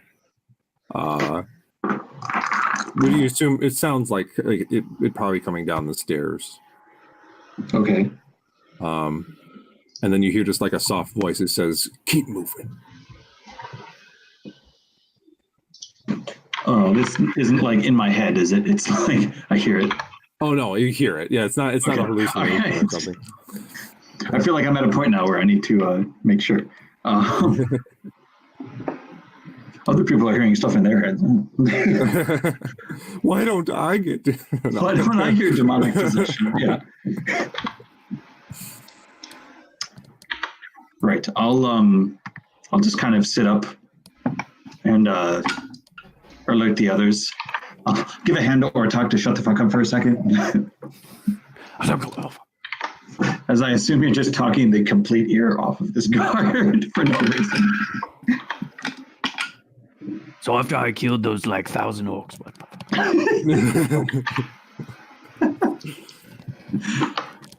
All right. And Then I'll give the short rest is up. What are you guys doing? Cool. I wish to. Where did I hear it? Up the stairs. It sounded I feel like sounded like it was coming down the stairs. coming down. Fuck. Can I just yell or not yell? No, I do not yell. That's not a thing Aaron does. I motion to everyone real quick, and I wish to. I guess we should sneak. I'll start sneaking into the door, not with Cotton. Well, we don't know what's in there. Motioning for everyone to follow. Yeah, but we know someone's coming. And we just alerted literally everyone down here. So I assume it's kind of empty at the moment. All right. So you're sneaking down towards that door. At least I am. I guess they don't have to follow me, but I've I'll already follow. gone. Okay. You guys being sneaky about it? Oh, you I know I'm am. going to be sneaky. All right. I will be Try to be sneaky. sneaky. Stealth checks. Ooh. 13. 21 for Aaron. All right. Not great rolls. So most of you start walking down there, still a little winded, panting a bit, and making a little bit of noise. Aaron, you get up to the door first. Okay. Is it locked? No. Okay. Can I take a peeksies? All right. You creak open the door and you look inside, and you see to your right 2 large, burly-looking figures with green skin and tusks coming out of their mouths. But they are shackled and chained to the wall. Ooh. All right. That's interesting. I will. The others don't see this. Fuck it. I will go in. Oh, I thought I was sneaking behind him. I mean, you guys are, but you don't see what I just saw. Oh, yeah. So we're like right here. So you walk in, Oh, And what's you- this thing? and you look off to your left, and as soon as you get around the door, you see another orc, just a little bit more intimidating looking. They're not wearing any armor or anything. They're wearing kind of like these grody smocks. And the other one is chained to the wall as well. Okay. Ortok's right behind me. Yeah. Okay. I'll kind of grab him and push him forward, your people. Hello. Hi. Good night, mate. I guess I'm in here. Yeah. I'm talking to just them in general in Okay. Orcish because I can do that. In Orcish, they kind of just respond and says, "What are you here to make us do?" We're not entirely sure what's going on. What are you guys here to do? Dig big hole. Oh, so you're the excavation team. That's way too complicated word. Okay, yes, that's fine. So how we say we kill all the people out there already, and so no more excavation for you guys. So what do you make us do now? So We have no idea what he's saying to them. They're just There's this grunting gibberish. if we let you guys go, you can just leave. Or you can help us get rid of the rest of these people so they don't bring you back. Make pain with fist. Not on us, but the other people. Is that good? Understand, friendo? Hey? You, orc friend, no make pain with fist. No, make pain with sword. I have a lightning sword. It's really... No. I, orc, make pain with my fist. Okay, fair enough. Not on you. You orc friend. Okay, or any of the people in my party. Good. We'll think about it. Okay, I need a promise or I'm not letting you go. Make a persuasion check. Ooh, 10. Which are you talking to? The bigger one on the left is doing all the talking. Make it with advantage. They're in a very bad situation. 12. 12. They're just like, he Cool. says, okay. Okay, I'll let you guys go. And you can help us get rid of the people, or you can go. Make kill on Lord Godric. Oh, Yeah. that's fine by me. Yeah. And I'm going to turn to the party and I'm going to be like, I'm going to explain the situation. they're the excavation team. They really don't like being here, and they really don't like the people that are here. So I made a deal. We're going to let them go. They promise not to touch any of you, and they might take up some guys on the way out. Sound like a plan? They as you're explaining this, one of them turns to Aaron and says, "Huh, you look like him." Oh shit. That's not him. That's he's a good guy. He's on our side. Good guy. This is kind of a Friend of all. resemblance, yeah. You're imagining things. I'll take the fake nose that I just took off. I'll just kind of put it back on real quick. Right in front of him, not even Couldn't sneaky. possibly be. I will do it right in front of him. I explained that to everybody, and then I'm going to undo this guy first.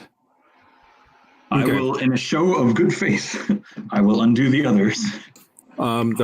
They're chained and locked to the wall, so Good thing we have lockpicking try tools. and pick the locks. Go ahead and make some thieves tools checks. Yeah. Did I get? I feel like I bought a thing of thieves' tools a little while ago.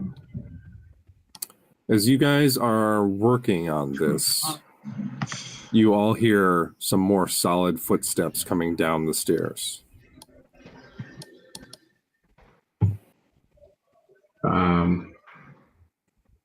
Are we all in the room right now? I guess Moloch, are you in the room? No, I was just outside of it, but I'm going to go over here. Okay, as you're coming around the corner here, Uh-huh. you start like seeing some figures. Before you even get to the corner, you're about there, and you hear a voice from the open door of the room with the guard in it, and says this. He says, "They're over there. They tied me up."